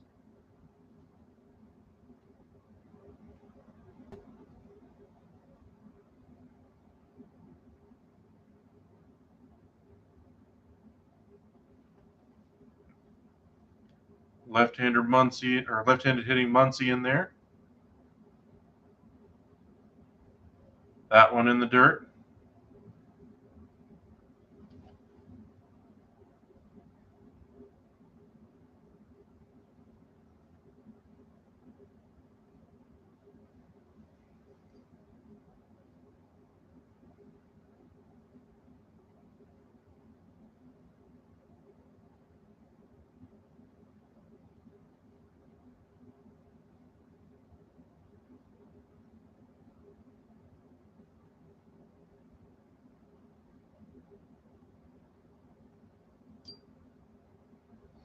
Three and two now. Muncy has worked it full. The set by Peguero, 2 outs here in the top of the 5th. Dodgers in front 7-0.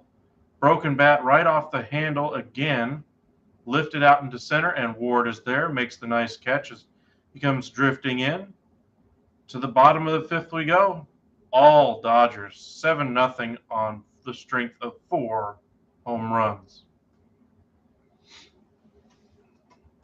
Appreciate you guys joining us today. Make sure you hit that like button. We do try to stream a bunch of different teams around the MLB. Currently, right now, when the NFL season starts up, we'll try to do some live streams to cover training camp, the quarterback battles, those kinds of things. Then, of course, during the NFL season, we'll try to cover some games. We also try to do some NBA. You can look back for some of our live streams from those as the NBA season is over.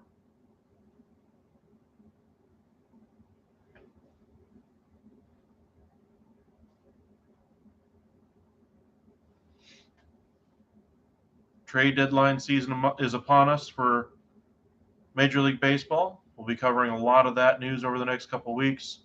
NHL free agency is underway. Most of those decisions have already been made. 2 of the top 3 free agents that were on the board anyway are still out there, though. Nazem Kadri and John Klingberg are both on the board. Klingberg's market kind of dried up due to the trades and signings of Manson and Burns.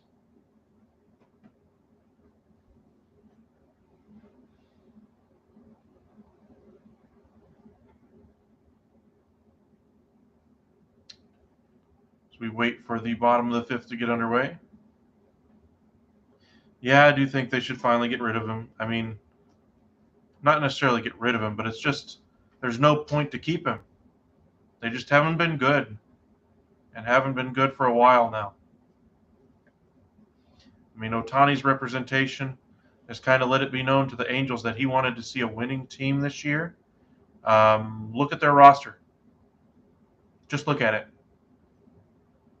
Look at their place in the standings. Then look at last year's standings. Look at the year before that. Look at the year before that. Look at the year before that. Any of those seasons have anything in common? Just out of curiosity. Marsh is due up here first for the Angels. Strike one there by Urias right at the bottom of the zone. And it's 0-1.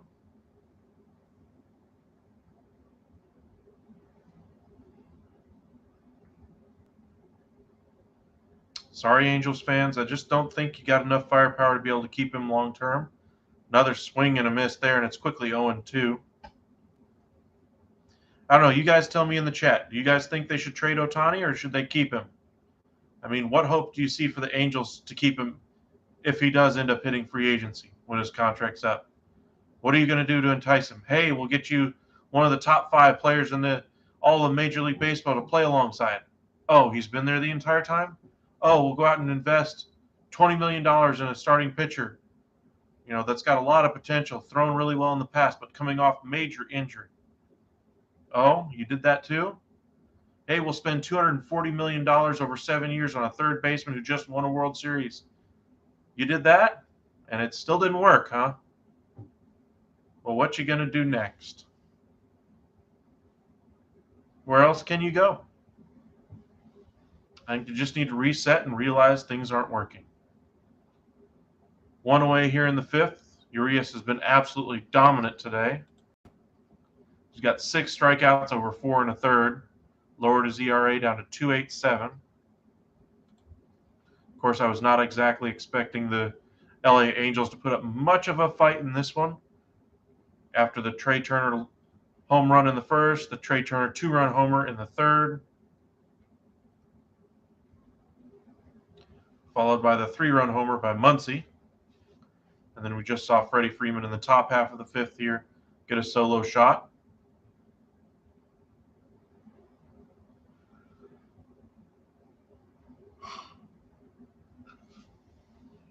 Fouled away by Stefanik, and it's quickly 1-2.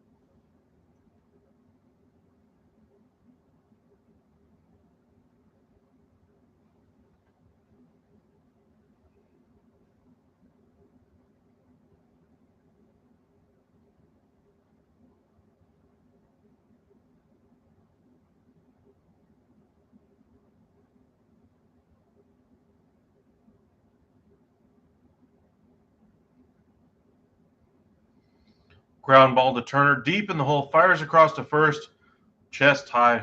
Beautiful. Great defensive play by Turner there.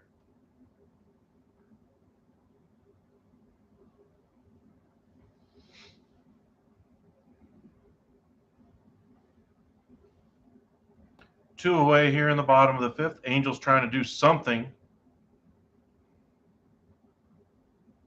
Man who got the offense started anyway for the Angels in the third with a single there. Raised his average to 173 on the year.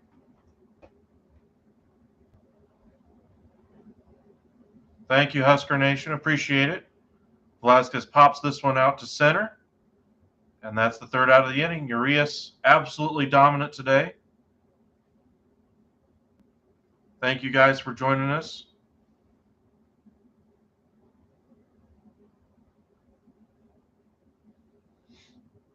Seven nothing. 4 homers for the Dodgers so far today.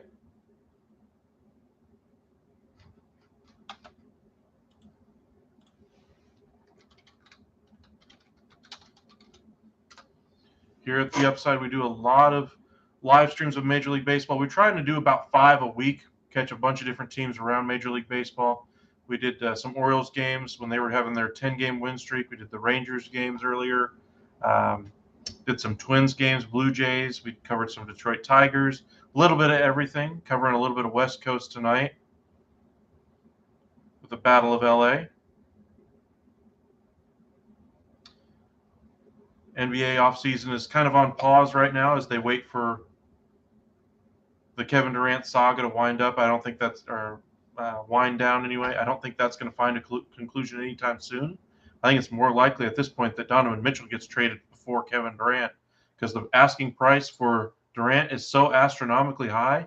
I just don't think any team is going to be willing to do that kind of a trade, at least right now. The Donovan Mitchell deal, they at least have a framework of the Rudy Gobert deal to work off of, plus a piece.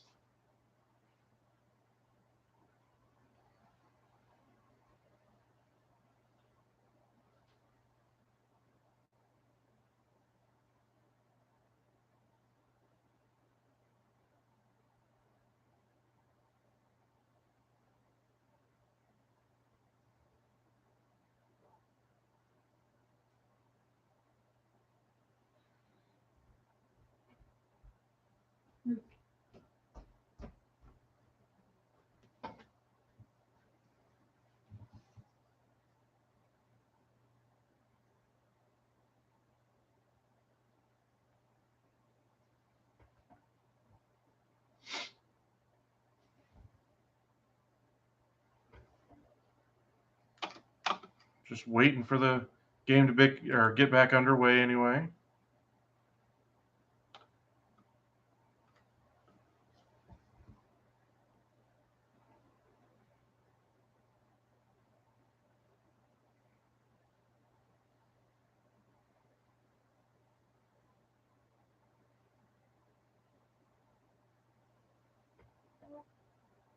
Tomorrow, I'm not sure yet. I usually try to do the first game of the day, the one on Peacock anyway. I liked it when they did the 10 o'clock game, but now they've been doing 11 o'clock the past couple of weeks. But yeah,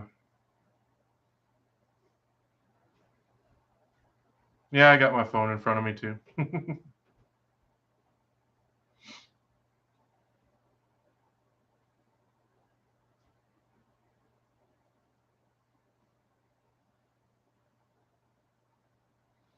I don't even know who's the 11 o'clock game tomorrow. Let me check.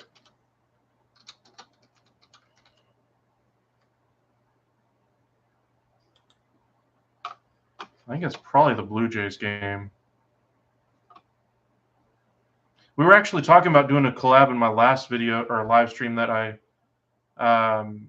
did. I have a friend that does a lot of tech YouTube out there, and mostly Apple stuff, things like that. Does a lot of gaming as well. I think he does some Twitch stuff like that. So, I might end up doing a collab there, as Apple got the contract, I believe, for some NFL games. They of course have some baseball now, that kind of thing.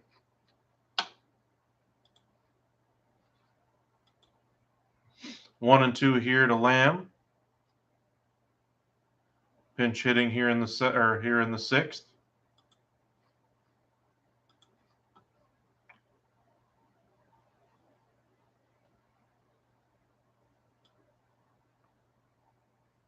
Trace Thompson, 0 for 2 on the day, struck out both times in his 2 at-bats. The Dodgers do use the platoon system quite a bit. Oh, sorry, James, I forgot about your comment there. What could Dodgers do at the deadline? Honestly, a little bit of everything. This team could be in on a bunch of other things.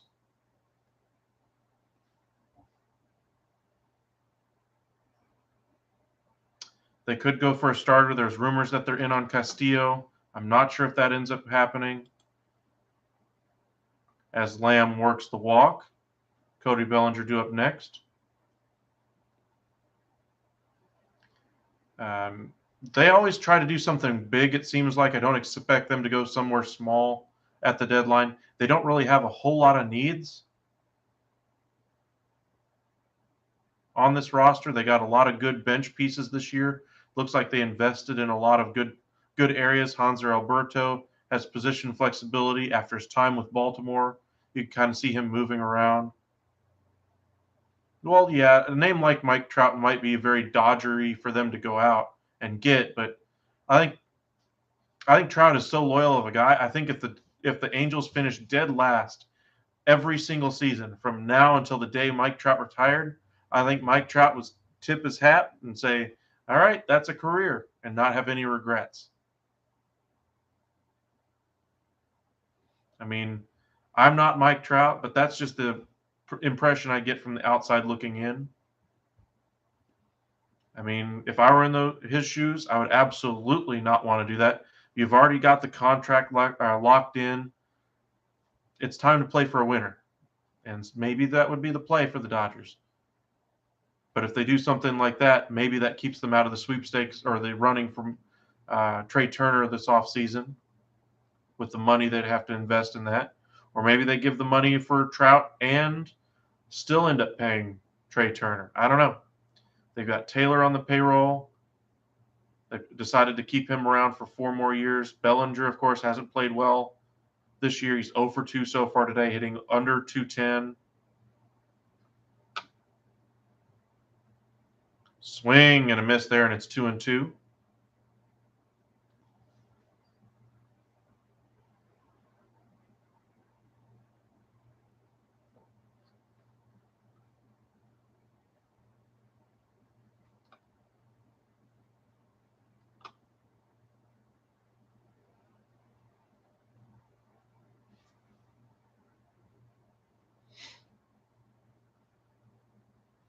That one just off the outside corner. Good eye there by Bellinger, not chasing it.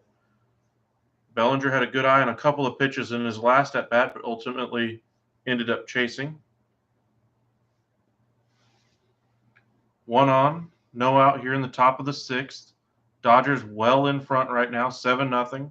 Full touchdown lead. If you're just joining us, make sure you hit that subscribe button. Do a doubleheader of games tomorrow. We'll do the 11 o'clock game.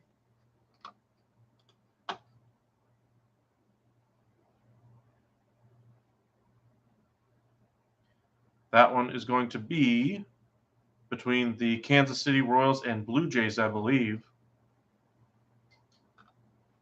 Going to see Barrios' start. We caught his last start where he was absolutely dominant, had 13 strikeouts over 6 innings, but he did give up the long ball a couple of times. Struggled with giving up a lot of power.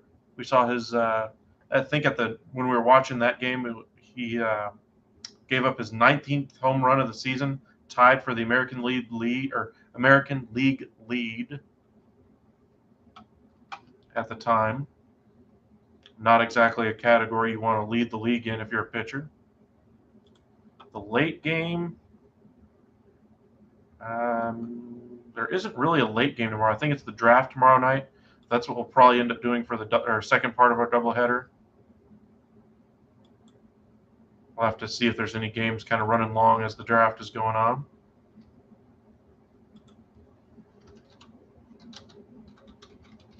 I'm very interested in the draft itself just because, as I've mentioned before, I'm a Ranger fan by trade. I do live in Texas, so I don't like to hide my loyalties, of course, but I try to be as impartial as I can. But the Rangers have the 3rd pick, so I, of course, am very interested in what happens there.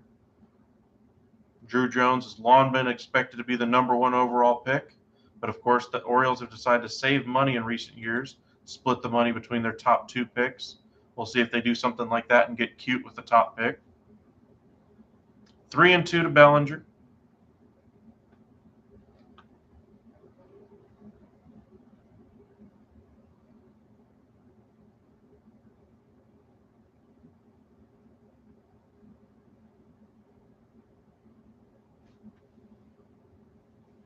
Nice piece of hitting there by Bellinger, but that should have been a double play ball. Off the glove of Stefanik, and there will be 2 on here. Will it be Gavin Lux, or do they switch it up? We'll see.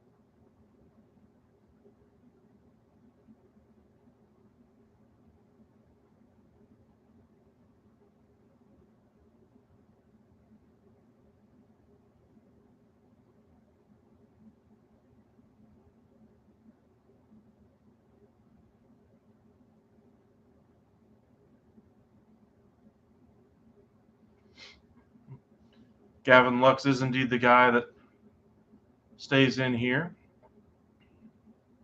1-0.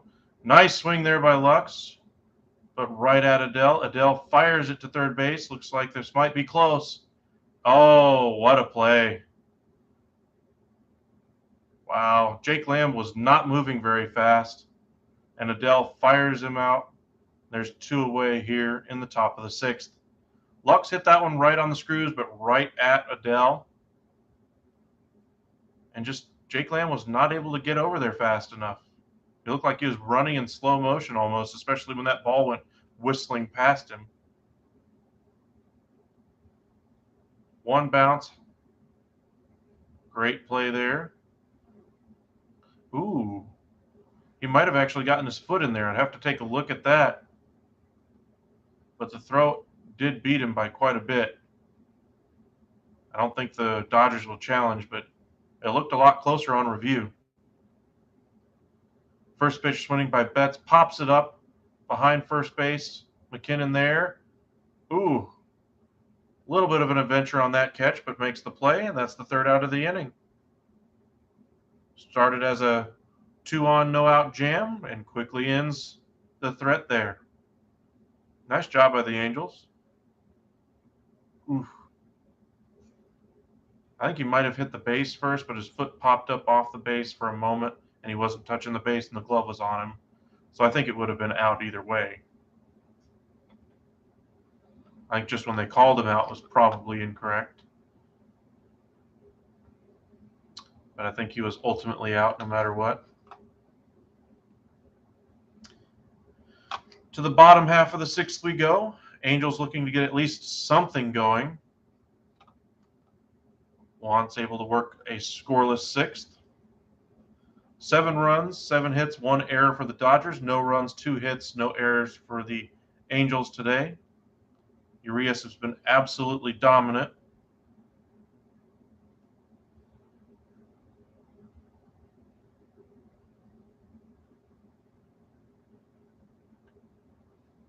Angels will have the top of the order due up: Rengifo, Ohtani, and Ward. And again, as we mentioned, no Mike Trout today with upper back spasms, and I expect him to probably be pulled from the All-Star game as well. MLB draft does start on Sunday. Finally, Major League Baseball is not having the first round of the draft while baseball games are going on, so that'll be good news for them. A lot of mock drafts coming out in the last week or so.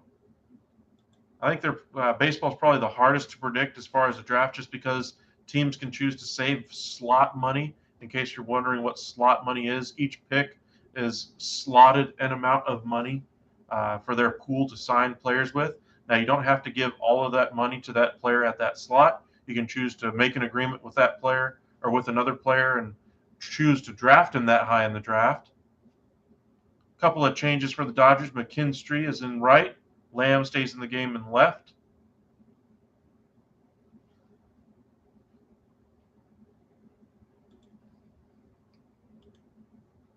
As Mookie Betts is now out of the game. Got to wonder how fresh he is, especially after missing all that time with injury. Ball won by Urias. Curveball there bends in the zone, and it's evened up at 1-1.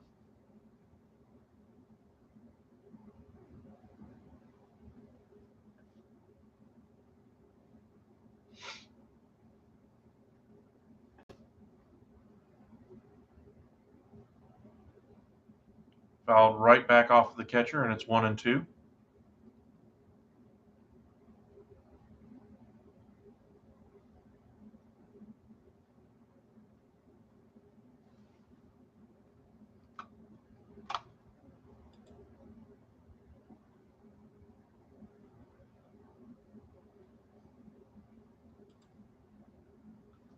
A set by Urias.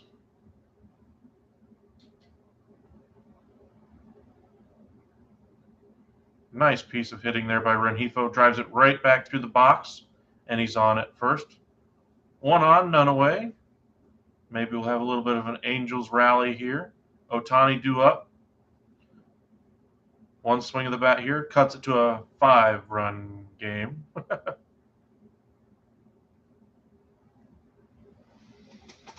They show images of Ohtani shagging balls in the outfield.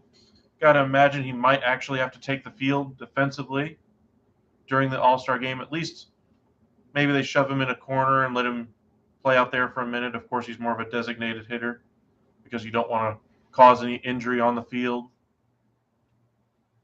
with that pitching arm. Ohtani 0 for 2 on the day, though, so far. Hard hit ball into right. Gets down in front of McKinstry. And on to third goes Rengifo. Angels do have a little bit going here. Runners at the corners with none away. Urias finding a little bit of trouble for the first time in the game. I'd like to see Trout actually play meaningful baseball for once. I mean, we see good players on bad teams, but I guess you mean put up stats in all other sports, just less noticeable that is happening in baseball. Okay. I mean, we saw on the teams like with the Seattle Mariners back in the early 2000s, the argument for Felix Hernandez was a great pitcher on a bad team. He only won like 13 games. How good is he really? That kind of thing. We saw players on really bad teams like Miguel Cabrera get or like Mike Trout, I should say, against Miguel Cabrera for the MVP a few years back. Mike Trout getting all these great numbers, but he's not been playing on a winning team. Should we really give him the MVP award over a guy like Miguel Cabrera at the time? That was the argument probably in like 2014-ish, 2012, somewhere around that area. But I can kind of see that argument. Trout's always been benefited at least from not having to play meaningful baseball. I mean, if you're in a pennant race, you're going to face better teams or you're going to have tougher performances. Pressure is going to be a little bit more there for you to perform. Teams with a losing record play better against you.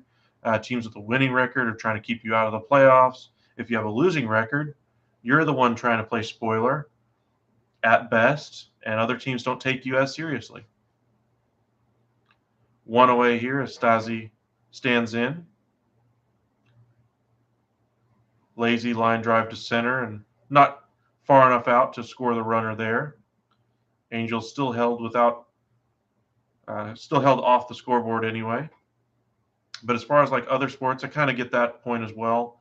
I mean, we see a lot of teams that are, a lot of players that are on bad teams that are quote unquote stat stuffers, things like that. You think of the NBA, you look at players like Zach LaVine before he played on the Chicago Bulls this season, he was always considered a stat stuffer. There wasn't really anything good. There was no winning characteristics about him. But when it finally came to postseason or when he was finally on a good team, they made the postseason. We finally got to see how good he actually was. Other players shrink in that spotlight. Karl Anthony Towns for the Minnesota Timberwolves for years shrunk from the spotlight. Now they go out and make a nice run in the postseason this year, winning a play-in game, getting into the tournament. Still struggling to find any success beyond that. So they go out and get Rudy Gobert. We'll see how that ends up working. But Karl Anthony Towns has always been a stat sheet stuffer. Points, rebounds, assists, and steals with blocks as well. But he's been on bad teams. Is he one of those guys like Mike Trout that benefits from that type of thing? 2-2 as Urias misses his spot and glares off into the distance. Stasi 0 for 2 on the day.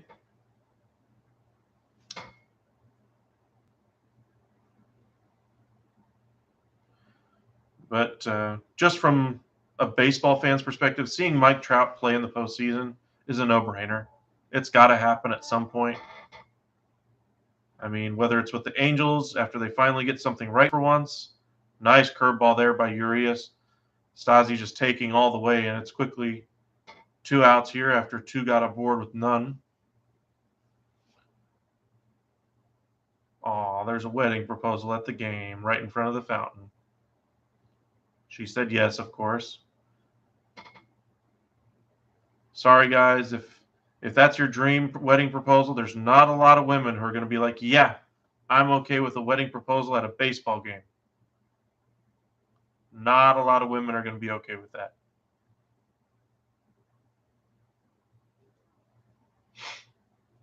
The pitch by Urias, swing and a miss by Adele. Couldn't hold off the swing on that one.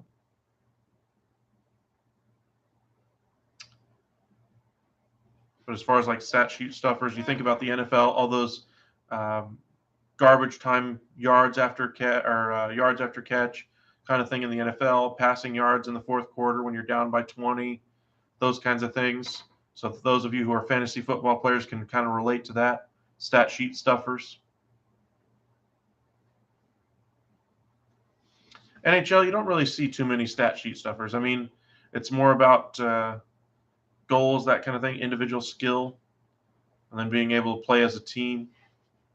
Not too many stat sheet stuffers out there, but in baseball you see it a little bit. Mike Trout versus Cabrera again was the thing we've seen in the past. But I agree, seeing him play meaningful baseball would be a lot more beneficial to the game than pretty much anything else right now. He's been a net zero as far as a national or international draw to the game, and he's long been considered the best player in the game. I think he might be unseated from that this year by Aaron Judge. We'll have to see how the rest of the season goes. 1-2 now to Joe Adell. Urias at 78 pitches so far today as he steps off the rubber and dries off his hand with the rosin bag.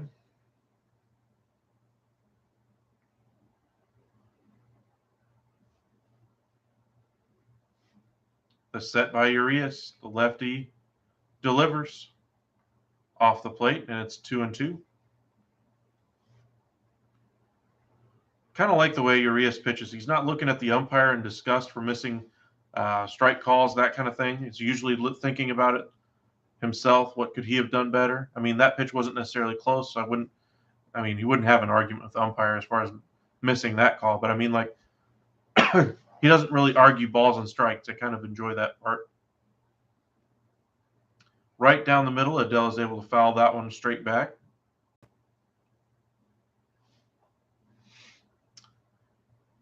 Pitch clock is coming next year. Robo-umps probably the year after that, and so we won't have to see too many more arguments about balls and strikes. I'm sure some baseball purists out there will be very unhappy to see the human element of the game diminished a little bit. But you got to remember, there's 3 teams on the field. The Dodgers, the Angels, and the umpires. I want there to be 2 teams, not 3. Little tapper back to the mound. Urias runs it over to first. Freeman makes the catch, and that's the 3rd out of the inning. All Dodgers in this one, on the strength of 4 home runs.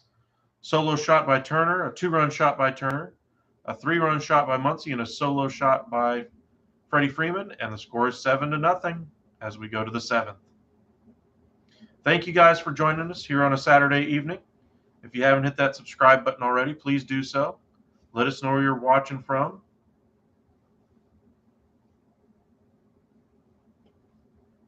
I know a lot of you guys are probably just getting home from having a nice day or a nice evening out.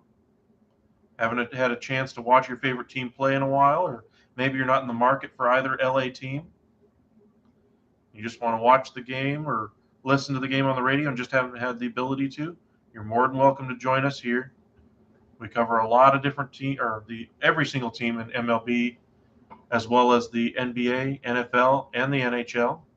Training camp should be getting underway here in a few weeks for the NFL, and we'll cover a lot of those quarterback controversies. I'm very interested in seeing how the Carolina Panthers do. They have a very good defense. They've, in my opinion, upgraded the quarterback spot with Baker Mayfield. Should be a good competition there between Mayfield and Darnold to see who ends up getting the job there. Darnold, at the time in the draft, was considered the better prospect, but the Browns went with Mayfield. Now both of those players are on the Carolina Panthers after both the Jets and Browns realized they made the wrong decision at the quarterback spot.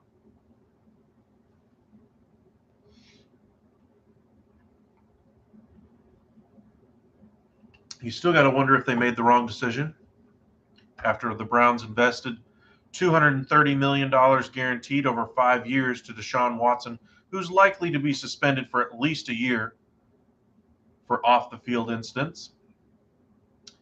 Zach Wilson had a horrible first year, finds himself on the back pages right now. About his ex-girlfriend, his mom's friend, his ex-best friend.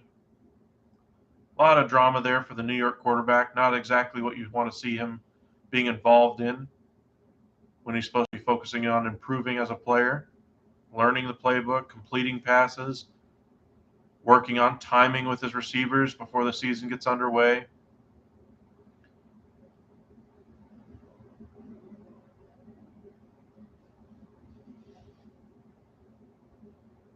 If you're just joining us, make sure you hit that subscribe button. Bring you all the live action we can every week we can. If you're just joining us, Mike Trout was scratched before the game due to upper back spasms. Mighty swing and a miss by Trey Turner. He does have 2 home runs in the game. Brings his total for the season up to 14. Hitting .307 with 68 RBIs. That one bounces in there, and it's 1-1.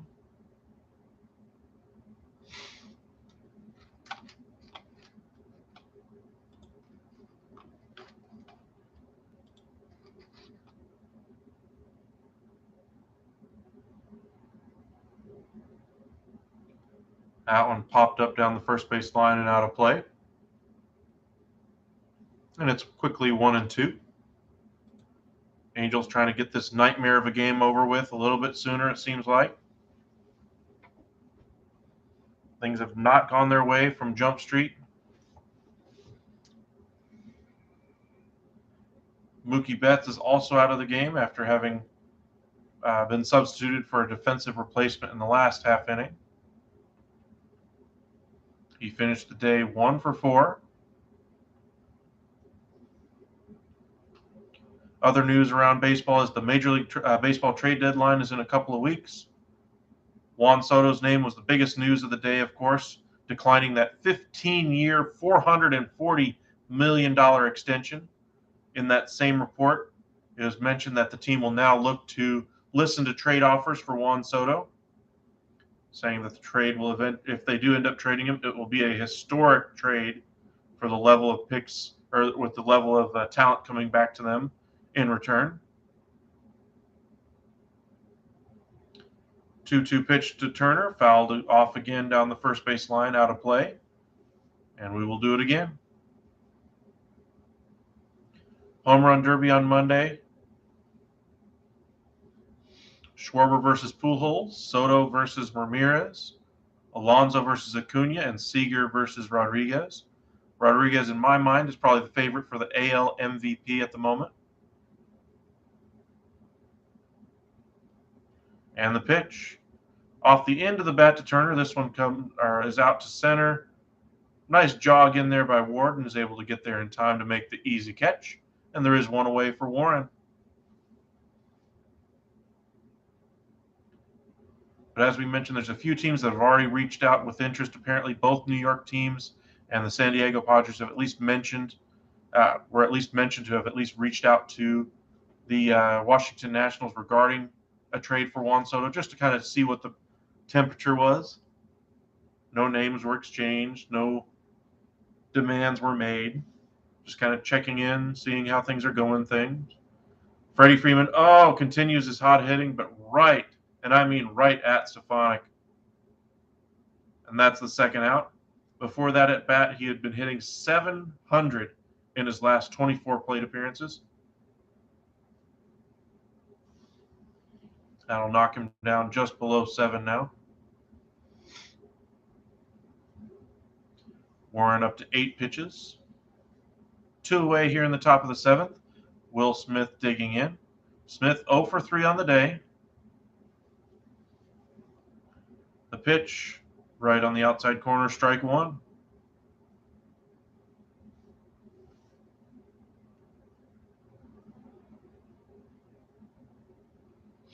The other piece we've been talking about, of course, is Shohei Ohtani. I believe the Angels should finally go through a full fire sale, get rid of everybody that they can. If they think a piece could be there for their long-term future, sure. But if they're not going to be in their in their window to compete, if they're a little older, if they have any value, I flip them right now. This team is not very good. They've been stuck in mediocrity, it seems like, for a decade now. It's not been going well. It's just time for a different way of doing things out in Anaheim.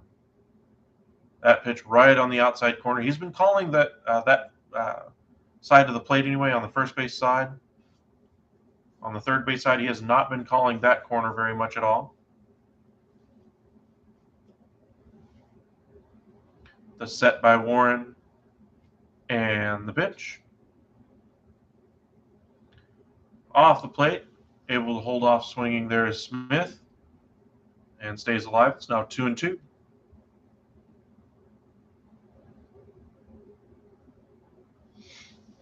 Just to remind you guys again, tomorrow we'll be doing the first game of the day, Royals versus Blue Jays, so don't miss that. Get to enjoy some morning/afternoon baseball. The game will be on Peacock, I believe, but we'll enjoy the game together, watch what we can. It'll be Bubeck versus Barrios. Barrios struck out 13 in his last start. We'll see if he can be as effective this time. Warren gets the strikeout here, and that's the end of the inning. To the bottom of the seventh we go. Stretch time in LA.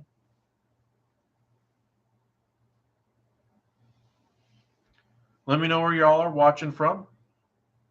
Looks like we had somebody from Utah here earlier. Thanks for joining us. Sure, we got a couple from LA, California. A lot of California or LA Dodgers and LA Angels fans, of course, watching for the Battle of LA. Not very competitive so far. It's been all Dodgers.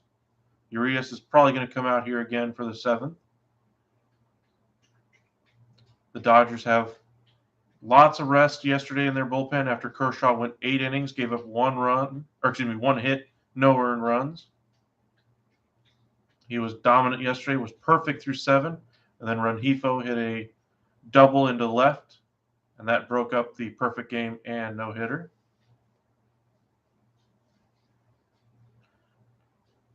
Dodgers, of course, the much better team in LA right now. Not even close, honestly. And then had a recommendation, maybe there even could be a Mike Trout trade from Husker Nation. I don't know about that one. I still see Mike Trout as a career Angel, and I don't think they ever trade him unless Mike Trout literally asks out, and I don't think that'll ever happen. I mean, they could lose 162 games a year from now until the day he retires. I don't think he would request out.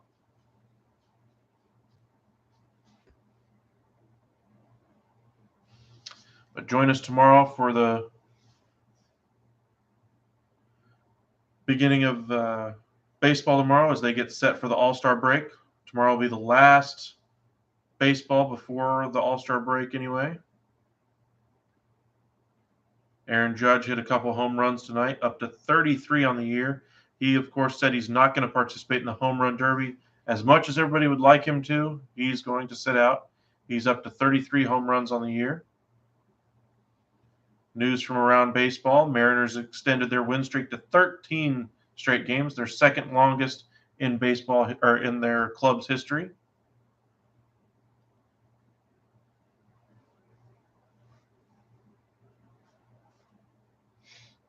McKinnon is up there, and it is indeed Urias back out there. He's at 82 pitches after that pitch is unable to find the zone, and it's 1-0. McKinnon hitting 200 on the year, no home runs with 6 RBIs. Did have that big walk-off hit the other night, though. That one's fouled away, and it's quickly 1-1.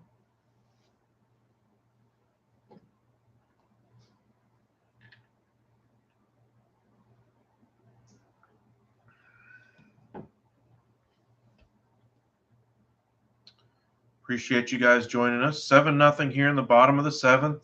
All Dodgers in this one so far. That pitch is well outside of the zone. Urias upset with himself for missing that spot. 2-1.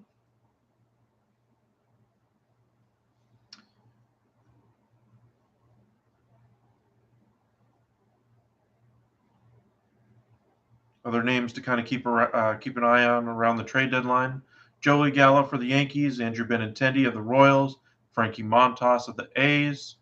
There's a lot of names that could be on the move. With an extra playoff team in both leagues, a number of teams should expect to consider themselves in it, at least, for the wild card. 2-2 now to McKinnon. And the pitch. Strike 3, beautiful curveball right on the outside corner. McKinnon knew it all the way. And there's one out here in the bottom of the 7th.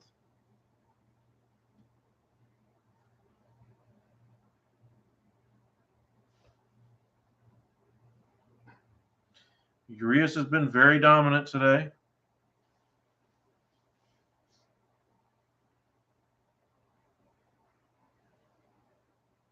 Brandon Marsh digging in, down to 223 average, struck out both times in the game so far today. Does have 7 home runs and 34 RBIs. Angels trying to get some of that potential out of that bat again. He had a good year last year and just hasn't been the same this year.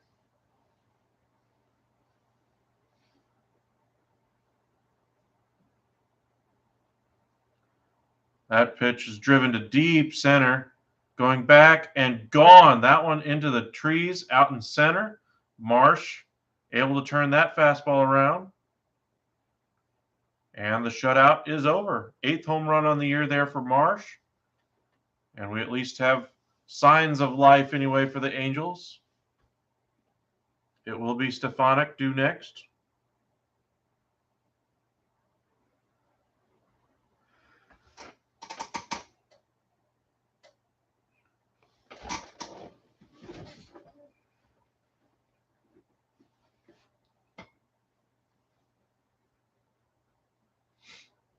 Thought he got it off a little bit more of the end of the bat, but no, he got that on more of the barrel than I thought.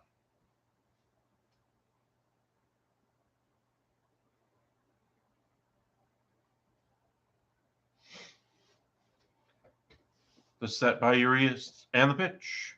This one driven out to deep right, but right to McKinstry, who came on as the defensive replacement for Mookie Betts.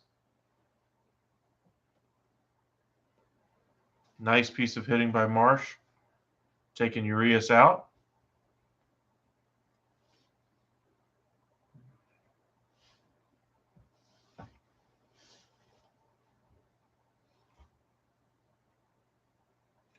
Five home runs in the game so far today.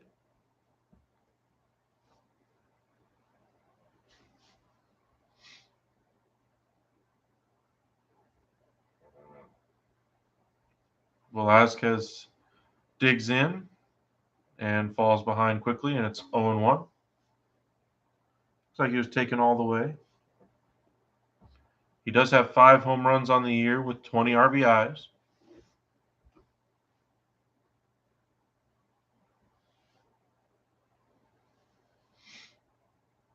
That one misses up and away. 95-mile-an-hour fastball, unable to find the zone. 1-1. But as I was mentioning, the MLB draft is going to be tomorrow, at least round 1 anyway. Be sure to tune in for that. We'll try to cover that live as well. I'm very curious, very, very, very curious what Baltimore does with that top pick. Muncy comes over, cuts off the ball, makes a strong throw over to first, and that's the end of the inning. But the Angels do get on the board on the strength of that Brandon Marsh home run to center, and it's 7-1. But as I was mentioning, the draft is going to be tomorrow around 7 o'clock. Join us live here as we watch the draft together. I'm expecting Drew Jones to probably be the first overall pick. At least that's who I would go with if I'm the Orioles. Or maybe there's a couple of players they really have their eye on and think maybe if they split that money up, that might be a better use of their money. I think when you have as good of a prospect as Drew Jones seems to be right now, to pass on him would be ludicrous. He is that good of a player, has all the instincts that his father had defensively in center field, with a lot better bat than Andrew Jones came into the league with. Andrew Jones, of course, developed into a great power bat after he lost his legs early or midway through his career anyway. Andrew Jones, of course, in my opinion, the best defensive center fielder I've ever seen play the position. Drew Jones has all the same instincts as his father and has the added benefit of all of that baseball knowledge from his dad being passed on to him. Plus, remember Andrew Jones? He played on really good baseball teams. He was around players like Tom Glavine, Greg Maddux, John Smoltz for a decade. That type of talent, that's the environment Drew Jones grew up in. So you know the moment isn't going to be too big for him. He was raised in this type of environment, so you don't have to worry about him getting comfortable at the major league level. Sounds like he's going to be comfortable coming in. Very confident player, and I expect him to succeed. But he's who I expect to go number 1, unless the Orioles try to get cute again. Other players of interest: Jackson Holliday, son of former major leaguer Matt Holliday, is supposed to go in the top 3 as well.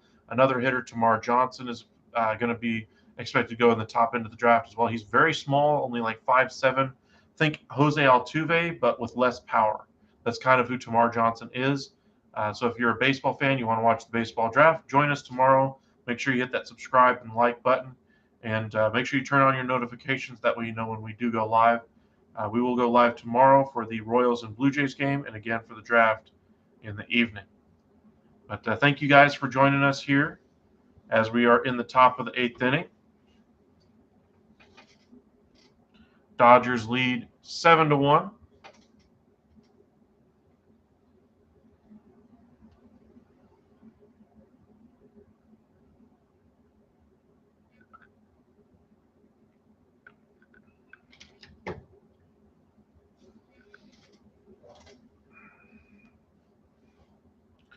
Aaron Loup comes out of the bullpen. You might remember him for years with the Toronto Blue Jays.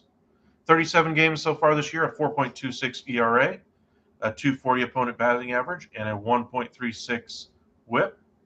Over his last 4 outings, though, 3 2/3, 2 hits, 4 strikeouts, and no earned runs.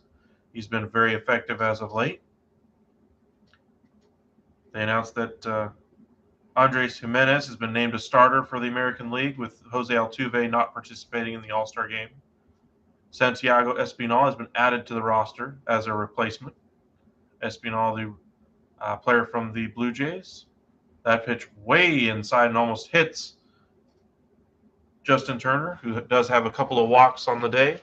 8 home runs, 51 RBIs on a 253 average.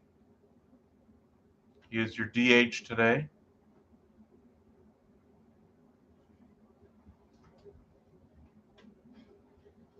Nice pitch there, right on the inside corner. And they even the count, 1-1.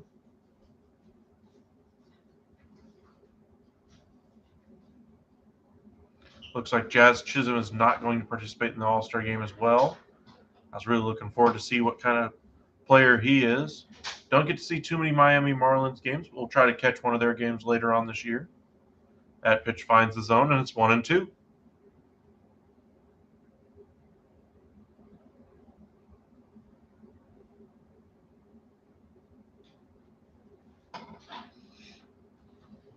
The set by Luke, and the pitch. Beneath the zone, but pops straight up in the air behind first base in foul territory. McKinnon makes the catch. And that's the first out of the inning.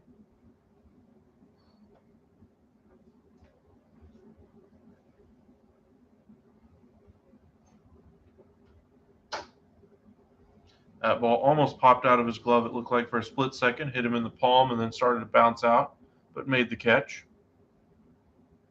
No sweat there for McKinnon. Muncy digs back in. He's 1 for 3 on the day.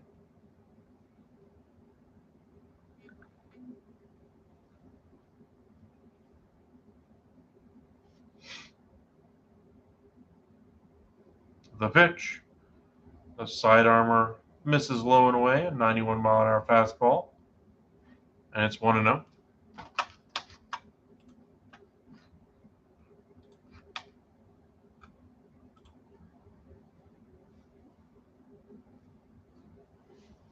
That's another one right down the middle, though.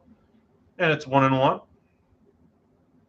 Muncy hitting 160 on the year with 9 home runs and 30 RBIs. Muncy not having a good year, but good day so far for him. You might see why he's having a struggle or having his struggles. Chases that one well outside the zone.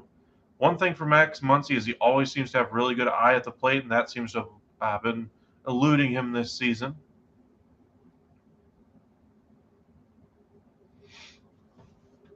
1-2 here by Luke. The pitch. Hit hard, just foul down the first base line. We'll do it again.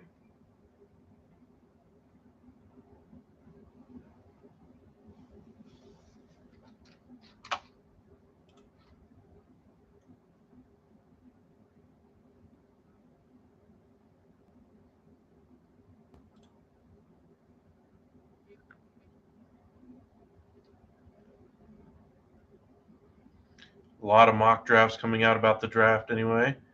Drew Jones is being mocked at number 1, so we'll see if that ends up holding true.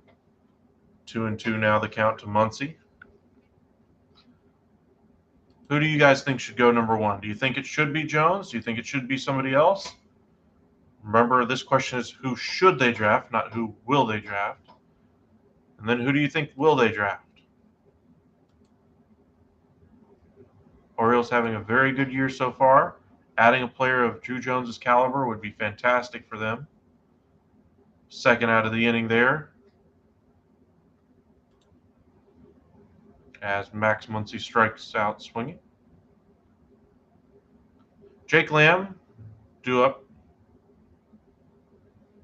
takes a strike there, 0-1.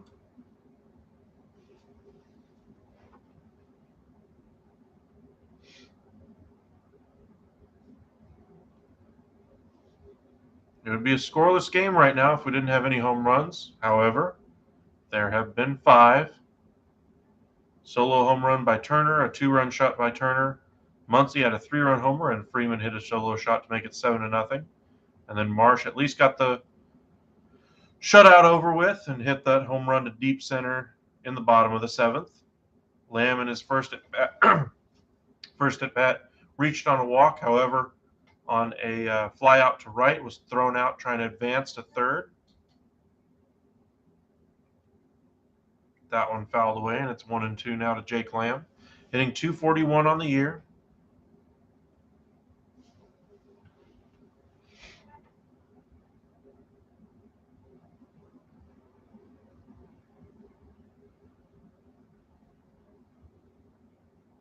Dodgers are a team that doesn't like to miss out on the playoffs every year. They don't like to have teams that aren't competitive for a title, so I expect them to make some moves around the deadline. Mix and match pieces possibly.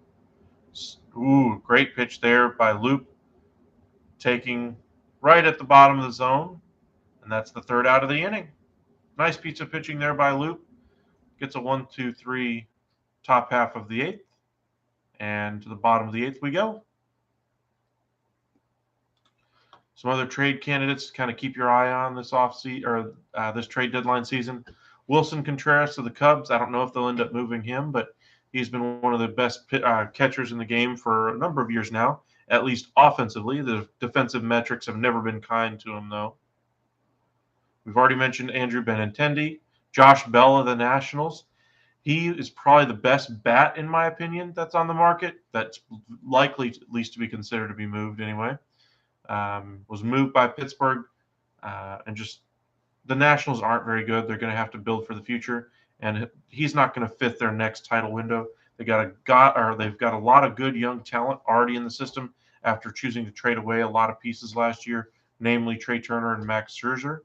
But they acquired Josh Bell, and it just hasn't worked out, at least in terms of wins. This year, Bell is hitting .311 with a .502 slugging percentage.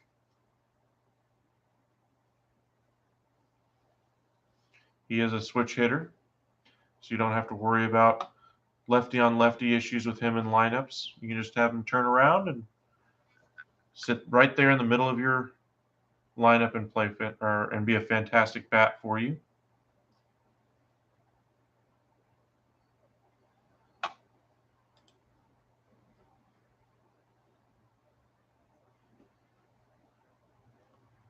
Jackson Holliday is being mocked at that 2nd pick to the Arizona Diamondbacks in most mock drafts right now.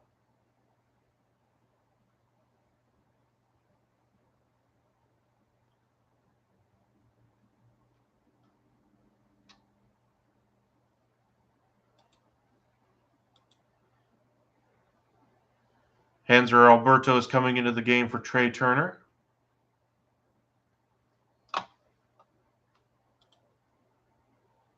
He's going to play second base.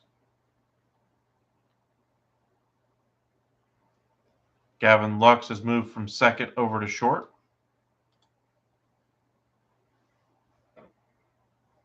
Caleb Ferguson on for the Dodgers, missed all of last season with elbow surgery. 9 games so far. He has 8 innings pitched, has not given up an earned run, and his whip so far this year is .5. Trying to give some time to their young guys. Another thing that's always in vogue around the deadline season is going to be bullpen arms. I expect every team that's in contention this year for even a wild card spot to be looking for upgrades in that bullpen. Urias' night is done. Ferguson quickly is ahead of Rengifo, 0-2. Rengifo is 2 for 3 on the day, a .260 average, 5 homers, 15 RBIs. He does have a couple of singles in this one.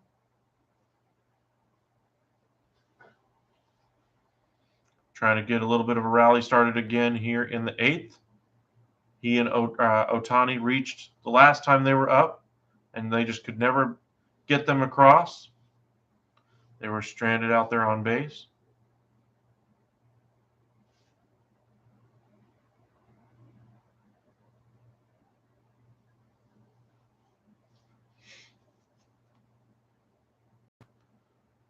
One and two.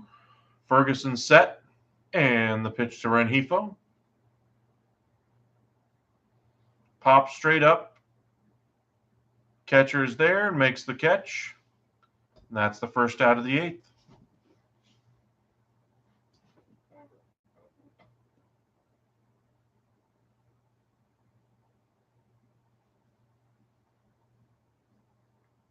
And if you're wondering if Ohtani would be a good bat or a good pitcher to have, they show some highlights between the 21st and the 22nd of June. He had a career high 8 RBIs, and then the next day went out there and pitched and threw for a career high 13 strikeouts. He is a very special player. If you ever do get to go see him pitch, if he's facing your favorite team against the Rockies, or if he's going up against whoever it might be, highly recommend you get to check out this once-in-a-lifetime type of player. Grounds that one through the shift, and he reaches again.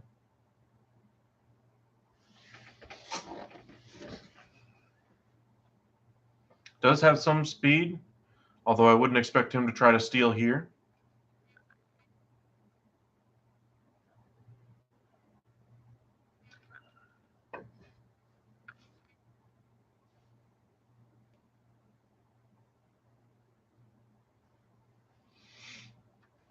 Taylor Ward 0 for 3 on the day. Remember, Mike Trout is not available. That pitch is shot against the shift. Nobody there at second. It probably would have gone for a base hit anyway, even if there wasn't a shift. But kind of jammed him, sprayed it into right. 2 on now. Only 1 out. Dodgers manager begins to look at his bullpen card, see what options he has. Max Stassi due up next. He's 0 for 3 on the day, a couple of strikeouts, a ground out, averages down to 204, 5 homers, and 16 RBIs on the year.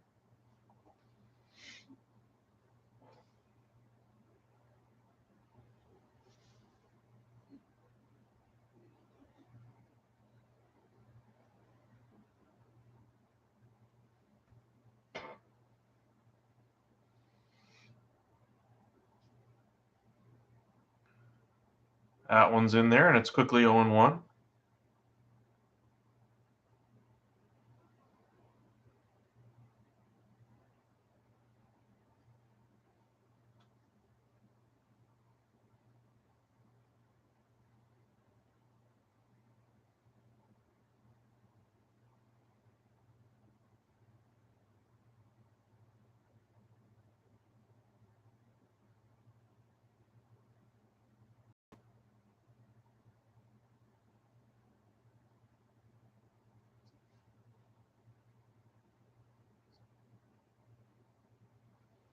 One and one here.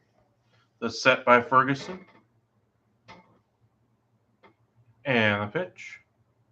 Pops behind home plate, and it's 1-2 now.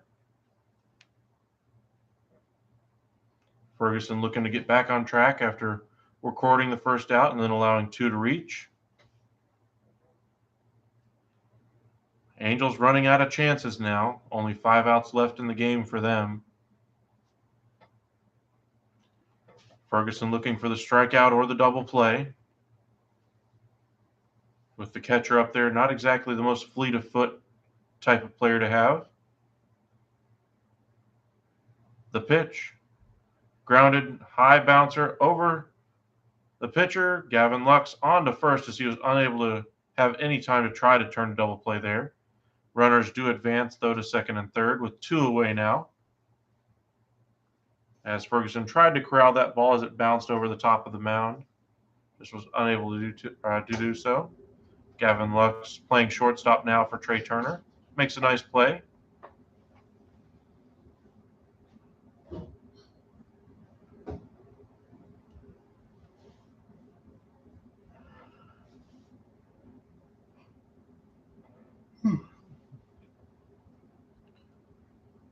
Getting close to midnight now in the Central Time Zone.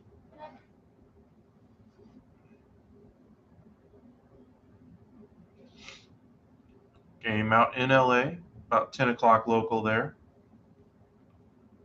Adele lays off that fastball up at the eyes, and it's 1-0. Adele has 2 strikeouts on the day and a ground out, hitting .242 with 3 homers and 11 RBIs on the year.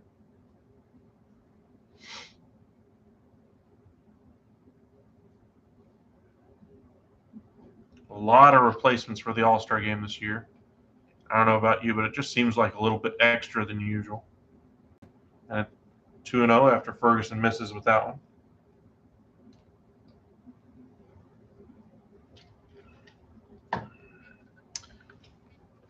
Thanks for sticking with us, Kent. I know you've been with us for, it seems like, 2 hours now of this live stream. Appreciate it.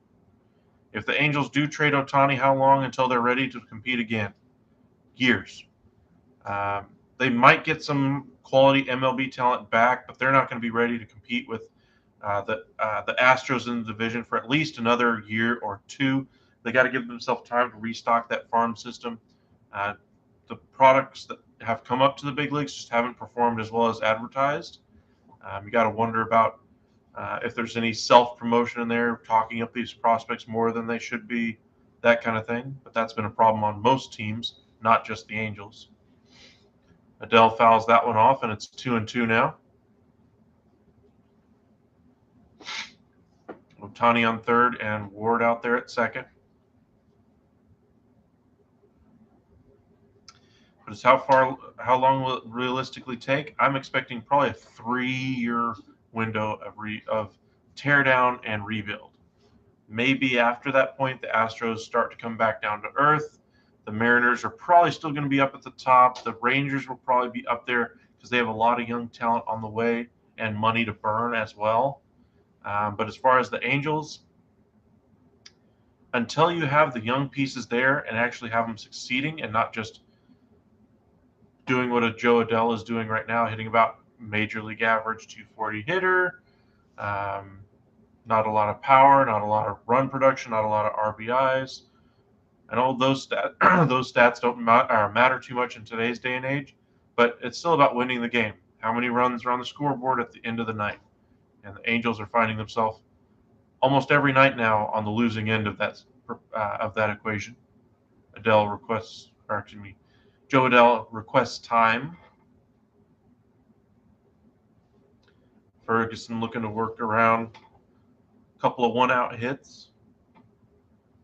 That one is pulled hard down the left field line. Foul. Into the seats. It remains 2-2.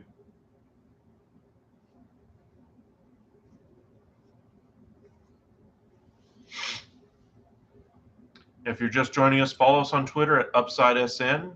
Stay up to date on your favorite team from the NFL, NBA, NHL, and the MLB.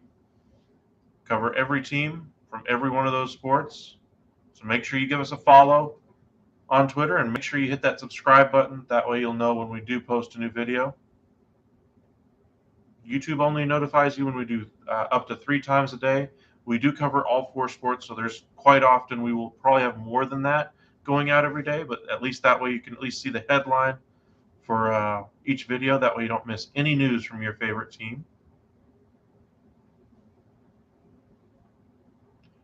The swing by Adele down the right field line. That one finds the seats. Still 2-2. Adele Staying tough here in the bottom of the 8th.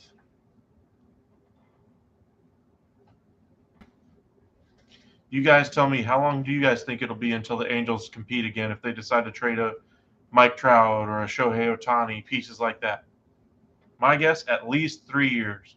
If they go the full teardown and trade Mike Trout, I expect this team probably won't recover until 5 years, honestly, because not every one of those pieces you get back in those type of trades is going to be a superstar level player. And even if they are, it's not guaranteed that they perform when they finally do get to your team. This will be the 10th pitch of the at-bat to Adele. Ferguson will be at 20 with this next offering.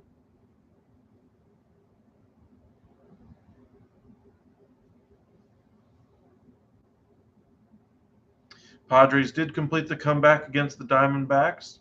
They win 4-3. Adele grounds this one over to third. Nice pick there. On to first. That's the third out. Nice piece of defending there by Muncy. And to the 9th we go.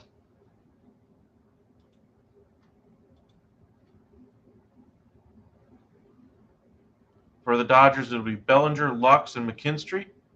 McKinstry will be his first at bat of the day. Bellinger is 1 for 3 on the day. Lux 0 for 2. It's not often you see the 1 and 2 hole hitters replaced in a game as early as they were, especially. My guess is Betts was more of an injury risk issue. Didn't want to risk it, especially with him having missed time earlier this year. Trey Turner, same thing. As dynamic a player as he is, you need him for the postseason, not in a 7-0 blowout at the time when you pull him.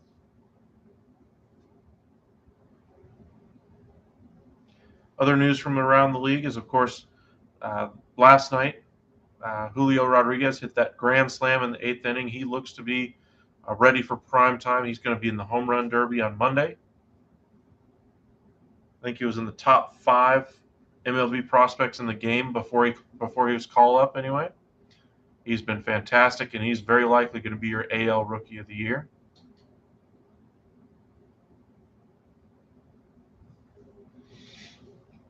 Coverage begins on MLB Network anyway for the draft at about 5 o'clock tomorrow. We'll see.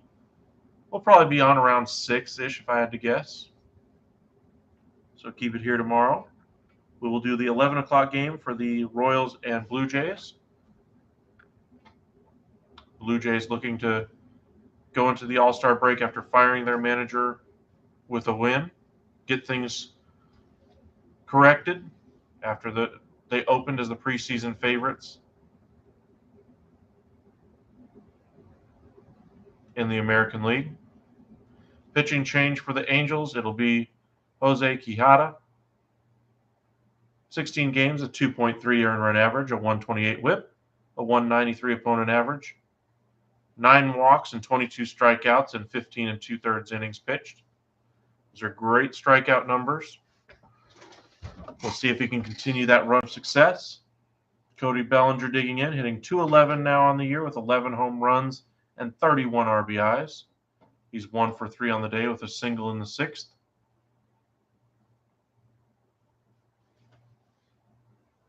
Thank you guys for the like. Really appreciate it. Every single subscriber we get, you have no idea how impactful that is. Every time I see that number go up, you have no idea how important it is. Trying to reach 400 by the end of the month. Let's see how close we can get there.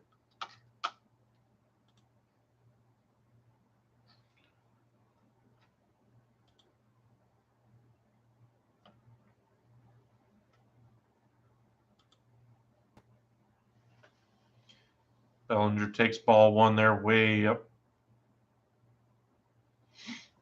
Top of the 9th, 7-1 our score. Dodgers in front. Solo home run in the first by Trey Turner. Another 2-run homer by Trey Turner in the 3rd, followed by Max Muncy's 3-run homer that same inning. Freddie Freeman in the 5th hit a solo shot to make it 7-0, and Marsh hit a solo home run to end the shutout in the bottom of the 7th.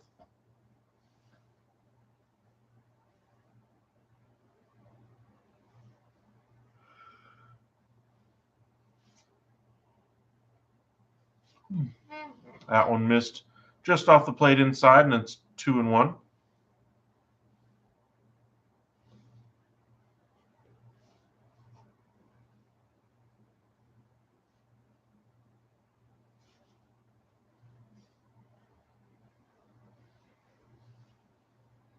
The pitch popped up. Nobody on the between second and third except for Rengifo, and he makes the catch. Good play there. First out of the inning.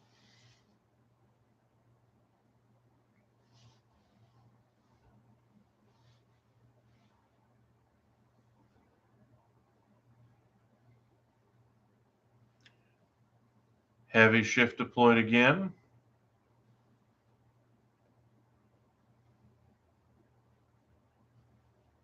If you're just joining us, we really appreciate it.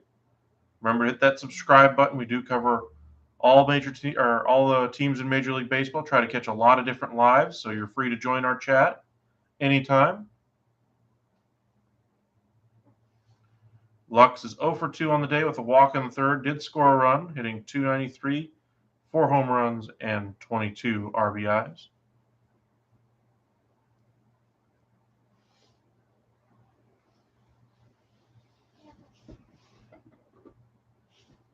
The set by Lux and the pitch, or by Quijada anyway, and the pitch was outside, and it's 1-1.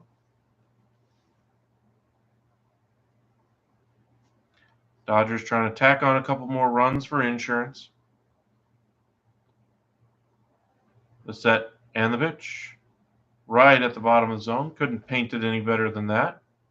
Nice 80-mile-an-hour curveball, and it's 1-2.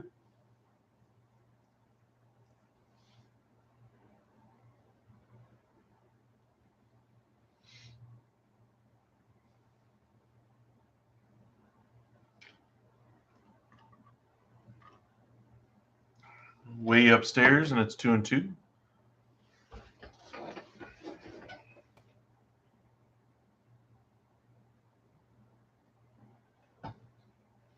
Watch the NHL free agent frenzy anyway. Lots of moves were made on the first day of signing. I expect a bunch more to happen within the next 2 or 3 days, as 2 of the top 3 free agents are still on the board as of the moment. Unexpectedly, I might add. This is the last game for the Angels before the break. Their next game will not be until Friday next week against the Braves. 3-2 to Lux, as that one was fouled away. Quijada up to 10 pitches so far in the inning.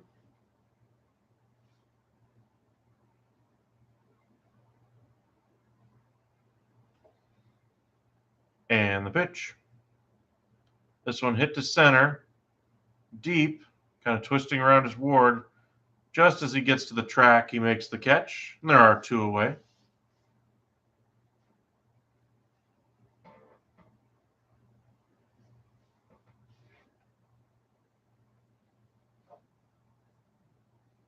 This will be the first at bat for McKinstry.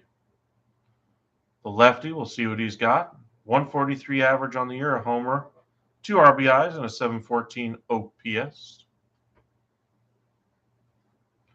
Dodgers trying to score one more before they yield to their bullpen again in the 9th. That one right above the zone, and it's 1-0. Both of the battery mates for the Angels wanted that one. A little surprised they didn't get it, but yes, that was at least a couple inches above the zone. The set and the pitch. That one he actually called a strike. It was a little bit off the outside corner. He has not been calling that today, but Angels finally get one to go their way on that. It's been all Dodgers tonight. 1-1. The pitch, just off the outside corner, except that one was a lot closer than the last pitch was, in my opinion. Just looking at the pitch tracks data, looking at the pitch tracks data, it's now 2-1 now to McKinstry. The pitch, right on the outside corner, and it's 2-2.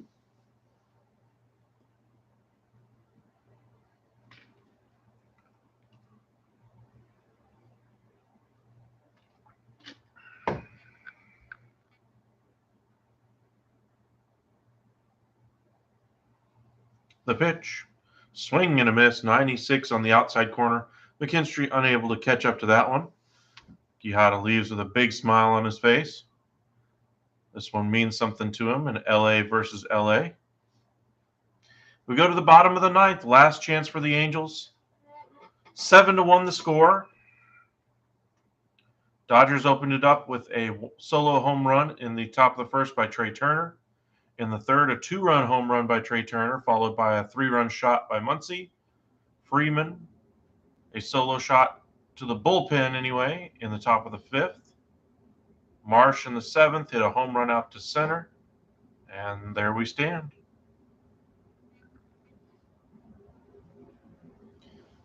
Again, tomorrow we'll be starting at about 11 o'clock watching the Royals and Blue Jays game. Make sure you subscribe and turn on your notifications. That way you know when we post a new video. You're more than welcome to comment. Join our live stream anytime you're with us.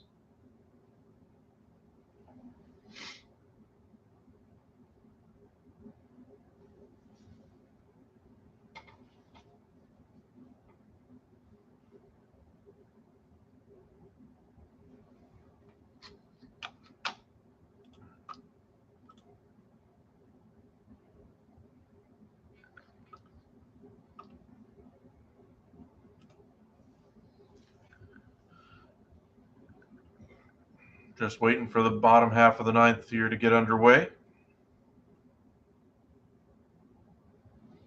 News from around baseball. Paul Goldschmidt hit his 300th career home run. Pujols scored his 1,888th career run, tying Lou Gehrig for 12th all-time.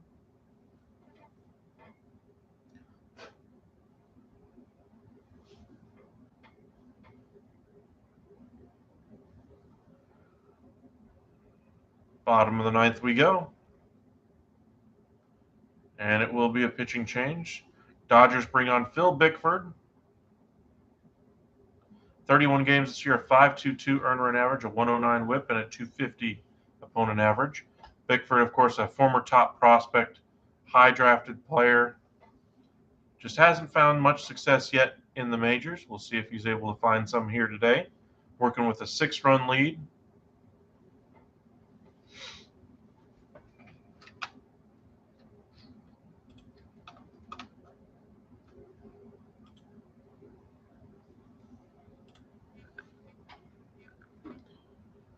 David McKinnon stands in 0 for 3 today, 194 average on the year.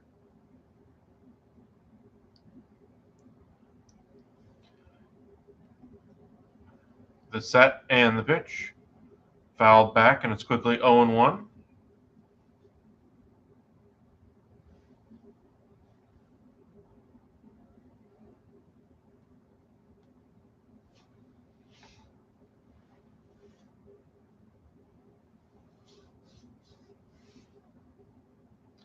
The set by Bickford. Long hair flowing in the wind. That one's up and in. 1-1.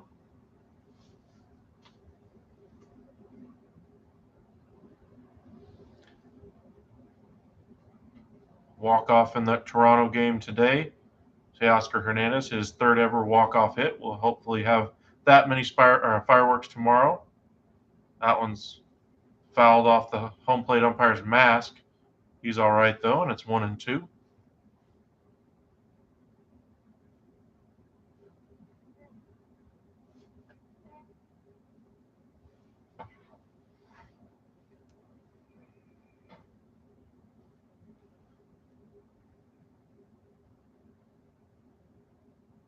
The set by Bickford and the pitch. Line down the first base line, well out of play.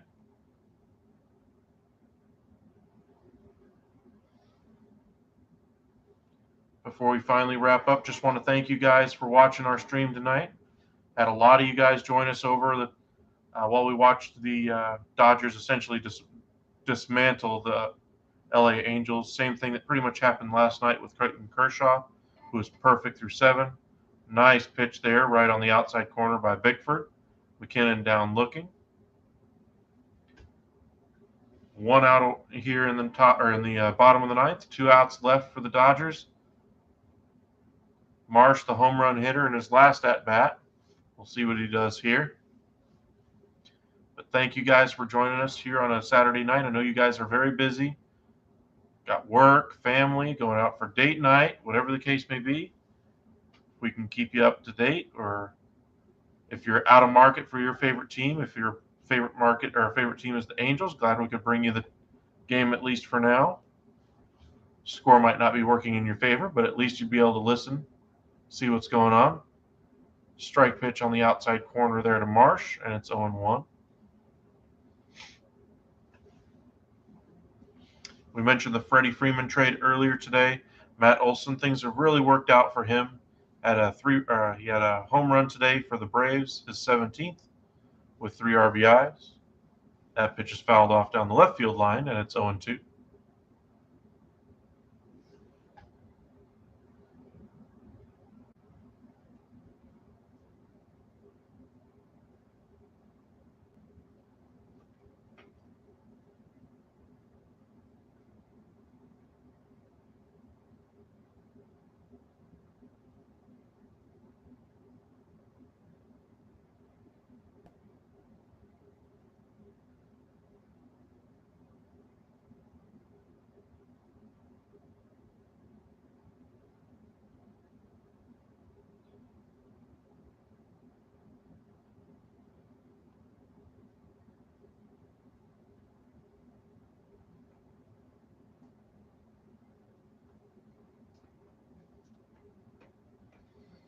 That one, nice hard hit ball on the left side, handled easily there by Gavin Lux, and that's the second out of the inning.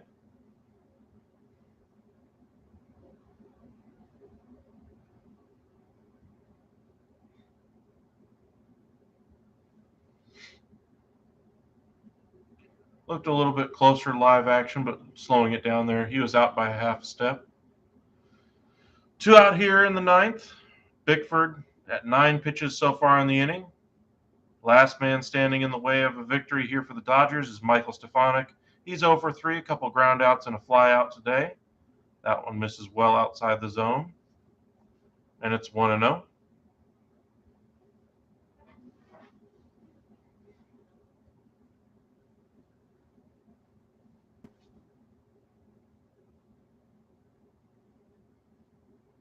The set and the pitch.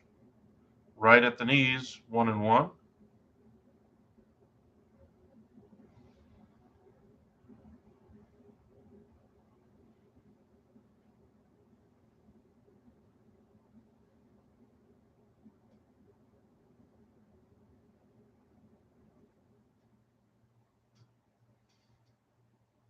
Right on the outside corner, and it's 1-2. Angels down to their final strike. Dodger faithful getting to their feet. Angels hoping to keep it going. A lot of Dodger fans, though, as this game is, of course, still in LA, or LA area, I should say. The pitch, well outside, it hits the dirt, and it's 2-2.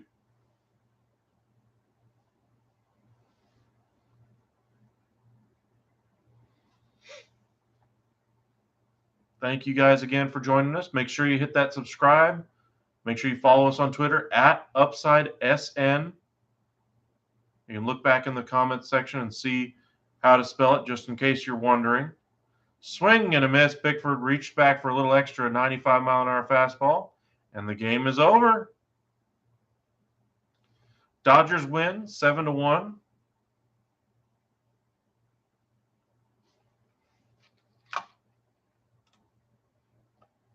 Seven runs, 7 hits, 1 error for the Dodgers. 1 run, 7 hits, no errors for the Angels. Dodgers improved to 60-30 on the year, while the Angels fall to 39-53 for 4th in the AL West.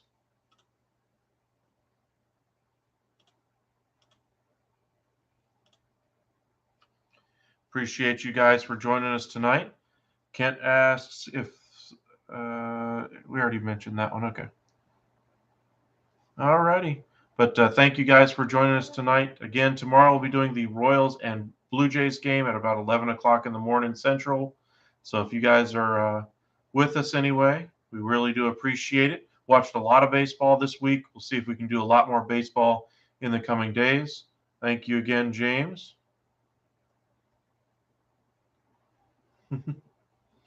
I'm pumped for Drew Jones as well. But thank you both for joining us. Thank you, all of you guys, for joining us. And we'll see you guys tomorrow evening, tomorrow morning and tomorrow evening. Again, Royals and Blue Jays at about 11, and then we'll do the draft at around 6 o'clock. So make sure you follow us again at Twitter at UpsideSN and here on YouTube at the Upside Sports Network. Thank you guys, and y'all have a great evening.